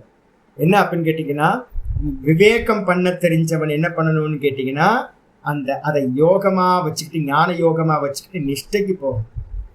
அப்போ அதே நேரத்தில் இது எதுக்கு விரோதமானது அப்படின்னா, இந்த அவித்யாவை முன்னிட்டு தான் கர்த்திருவம் வருது, கர்த்திருவத்தை முன்னிட்டு தான் கர்மயோகம் சம்பவிக்குது. அந்த கர்மயோக நிஷ்டைக்கு அந்நியமா, அதிலிருந்து வேறாக நிஷ்கிரிய ஆத்மஸ்வரூப அவஸ்தானம்.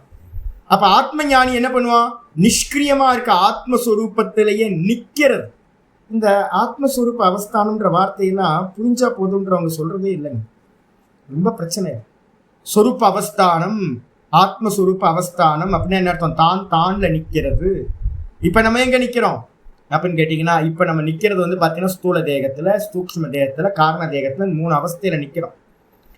நானா நிக்கிறேனா அப்படின்னு கேட்டீங்கன்னா, நானா நிக்கல. ஏன்னா நான் தெரியவே தெரியாது எனக்கு இப்ப தெரிஞ்சது நான் யாரு, இந்த தேகம் தான் தெரியும், சிங்கா இருக்கேன்.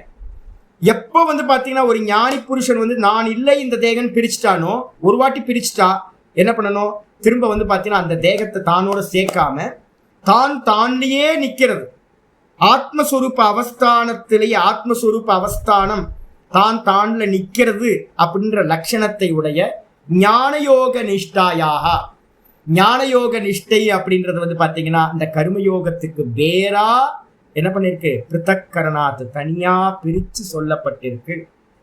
அப்ப கர்மயோகத்தை உடையவங்களுக்கு தனியா சொல்லியிருக்கு, ஞான யோகத்தை உடையவங்களுக்கு தனியா சொல்லியிருக்கு. இப்ப நீங்க என்ன பண்ணணும், நான் ஏற்கனவே உங்களுக்கு சொல்லியிருக்கேன், இன்னும் ஆத்ம ஞானம் உண்டாகல. சப்தம் தானே தெரியும். அப்ப சப்தம் தெரியுது, இன்னும் பாத்தீங்கன்னா நான் தேகம்ன்ற அபிமானம் போகல, ஏன் இன்னும் ஆத்மா தெரியல, அதிஷ்டானம் தெரியல. அப்ப நம்ம என்ன பண்ணணும் அப்படின்னு கேட்டீங்கன்னா, கர்மயோகத்தை பண்ணிக்கிட்டே ஃபுல் ஃபிளட்ஜா என்ன பண்ணணும், 24 மணி நேரம் நான் பண்ணல, பகவான் பண்றார், உள்ள இருந்து அந்தரியாமி இயக்கிறார், எல்லாம் ஈஸ்வரார்ப்பணம்னு அந்த புத்தியில நீங்க பண்ணினீங்கன்னா பாப்பம் நீங்குச்சு அப்படின்னா ஃபிளாஷ் வர ஆரம்பிச்சு. அப்ப அதுக்காக நம்ம என்ன பண்ணணும் அப்படின்னு கேட்டீங்கன்னா, ஒரு பக்கம் வேதாந்தம் கேட்டுக்கிட்டு நிஷ்காமிய கர்மத்தை சதா பண்ணிக்கிட்டே இருக்கணும், நம்மளுடைய சுதர்மத்தை பண்ணிக்கிட்டே இருக்கணும். இதே பாத்தீங்கன்னா இதில் ஃபுல் ஃபிளட்ஜா நம்ம எஸ்டாப்ளிஷ் ஆகணும். ஆனா இப்ப நமக்கு என்ன இருக்கு, நான் கர்த்தான்ற எண்ணம் இருக்கா, ஆமா இருக்கு. இப்ப நான் கர்த்தான்ற எண்ணம் இருக்கு, நம்ம கர்மயோகமா பண்றோம், ஈஸ்வரார்ப்பணம்னு பண்றோம். அப்ப இதுக்கு மூலமா என்ன இருக்கு, அவித்யான்னு ஒண்ணு இருக்கு. இன்னும் பாத்தீங்கன்னா நான் சரீரம் அப்படின்றது இன்னும் அட்டாச்மெண்ட்டோட தான் இருக்கேன், நான் சரீரம் இல்லைன்னு எனக்கு தெரியல. அப்ப நமக்கு பாத்தீங்கன்னா என்ன சொல்லப்பட்டிருக்கு, கர்மயோகம் சொல்லிக்கிட்டு இருக்கு. இதே பாத்தீங்கன்னா ஒரு வாட்டி ஃபிளாஷ் ஆனவன் யாருக்கு இருக்கானோ அவனுக்கு என்ன பண்ணணும், பேசாம சர்வத்தை விட்டுட்டு ஏகாந்தமா உட்கார்ந்துட்டு தான் எஸ்டாப்ளிஷ் ஆகும். இதுதான் பாத்தீங்கன்னா சொல்லப்பட்டிருக்கிறது அப்படின்னு பாத்தீங்கன்னா இதோட இங்க நிக்கட்டும். அப்ப என்ன தெரியுதுன்னா, ஆத்ம ஞானிக்கு பாத்தீங்கன்னா கர்மயோகம் சம்பவிக்கவே சம்பவிக்காது. ஆத்ம ஞானினா யார் அர்த்தம், ஆத்மவித் அப்படின்னு பேரு. 4வது பூமியில இருக்கிறவன், ஞான பூமிகள் 7ல 4வது பூமியை அடைந்தவன் ஆத்மவித் அப்படின்னு பேரு, சத்வாபத்தி அப்படின்னு அதுக்கு பேரு. அந்த ஆத்ம ஞானத்தை அடைஞ்சவனுக்கு பாத்தீங்கன்னா கர்மயோகம் சம்பவம் இல்லை. ஆத்ம ஞானத்தை அடையறதுக்கு முந்தாடி இருக்கிறதா கர்மயோகம். ஞானம் ஞான நிஷ்டா. ஆத்ம ஞானி என்ன பண்ணுவான், ஞான நிஷ்டைக்கு தான் போவான் ஒழிய கீழ் ஸ்டெப்ல இறங்கி கர்மயோகத்தை பண்ண மாட்டான், முடியாது. ஏன்னா கர்மயோகம் நடக்கிறதெல்லாம் அஜ்ஞான அவஸ்தையில தான் நடக்கும். ஞானம் வந்ததுக்கு பிறகு கர்மயோகம் சம்பவிக்காது. அப்போ ஒரு டிசிஷன் எடுத்துங்க, ஞானிக்கு பாத்தீங்கன்னா கர்மயோகம் சம்பவிக்காது. அப்ப அவனுக்கு என்ன பண்ணணும், சர்வ கர்மத்தையும் சந்நியாசம் பண்ணிட்டு என்ன பண்ணணும், நிஷ்டையில போய் உட்கார வேண்டியது. ஆத்ம நிஷ்டை ஞானிய சம்பாதிக்கணும். அதுக்காக என்ன பண்ணணும், சர்வ கர்ம சந்நியாசம் பண்ணிக்கணும். அப்படின்னு முடியும். இதோட இங்கே இருக்கட்டும், நாளைக்கு மீதி நம்ம பார்க்கலாம். ஓம் பூர்ணமத பூர்ணமிதம் பூர்ணாத் பூர்ணமுதச்யதே பூர்ணஸ்ய பூர்ணமாதாய பூர்ணமேவாவசிஷ்யதே. ஓம் சாந்தி சாந்தி சாந்தி. ஹரி ஓம் ஸ்ரீ குருப்யோ நமः. ஹரி ஓம். ஓம் காயேன வாசா மனசேந்திரியைர்வா புத்தியாத்மனா வா பிரகிருதேர்ஸ்வபாவாத் கரோமி யத் சகலம் பரஸ்மை நாராயணாயேதி சமர்ப்பயாமி. ஓம் தத்சத். இது பரபிரம்மார்ப்பணமஸ்து. நாராயண நாராயண நாராயண நாராயண. ஹரி ஓம் ஹரி ஓம் ஹரி ஓம். ஜி கொஞ்சம் முடிஞ்ச அளவுக்கு போட்டோம் உள்ள, ஒன்றும் யாரும் வருத்தப்படாதீங்க. ஃபுல்லாக புரியல அப்படின்னா ரொம்ப கஷ்டப்படாதீங்க. எவ்வளோ புரியுதோ புரியட்டும். நமக்கு மெதுவாக நம்ம புத்தி மெதுவாக மெச்சூரிட்டி ஆக ஆக இன்னும் ஒரு வருஷம் கழித்து இந்த பாடத்தை திரும்ப கேட்டிங்க அப்படின்னா இன்னும் நல்லா ஸ்பஷ்டமாக தெரியும். அதனால் சம்ஸ்கார பாட்டமாக கொஞ்சம் பேர் எடுத்துங்க. கொஞ்சம் புரிஞ்சவங்க நல்லா அதை சிந்தனை பண்ணுங்க. அதனால் வருத்தப்படவே படாதீங்க. போட்டோம் அது பாட்டுக்கு போட்டோம், ஒரு சம்ஸ்காரம் ஆகிட்டே இருக்கட்டும். தெரியலனாலும் புரியலனாலும் பரவாயில்ல, போக புரிஞ்சிருந்தா. ஹரி ஓம்.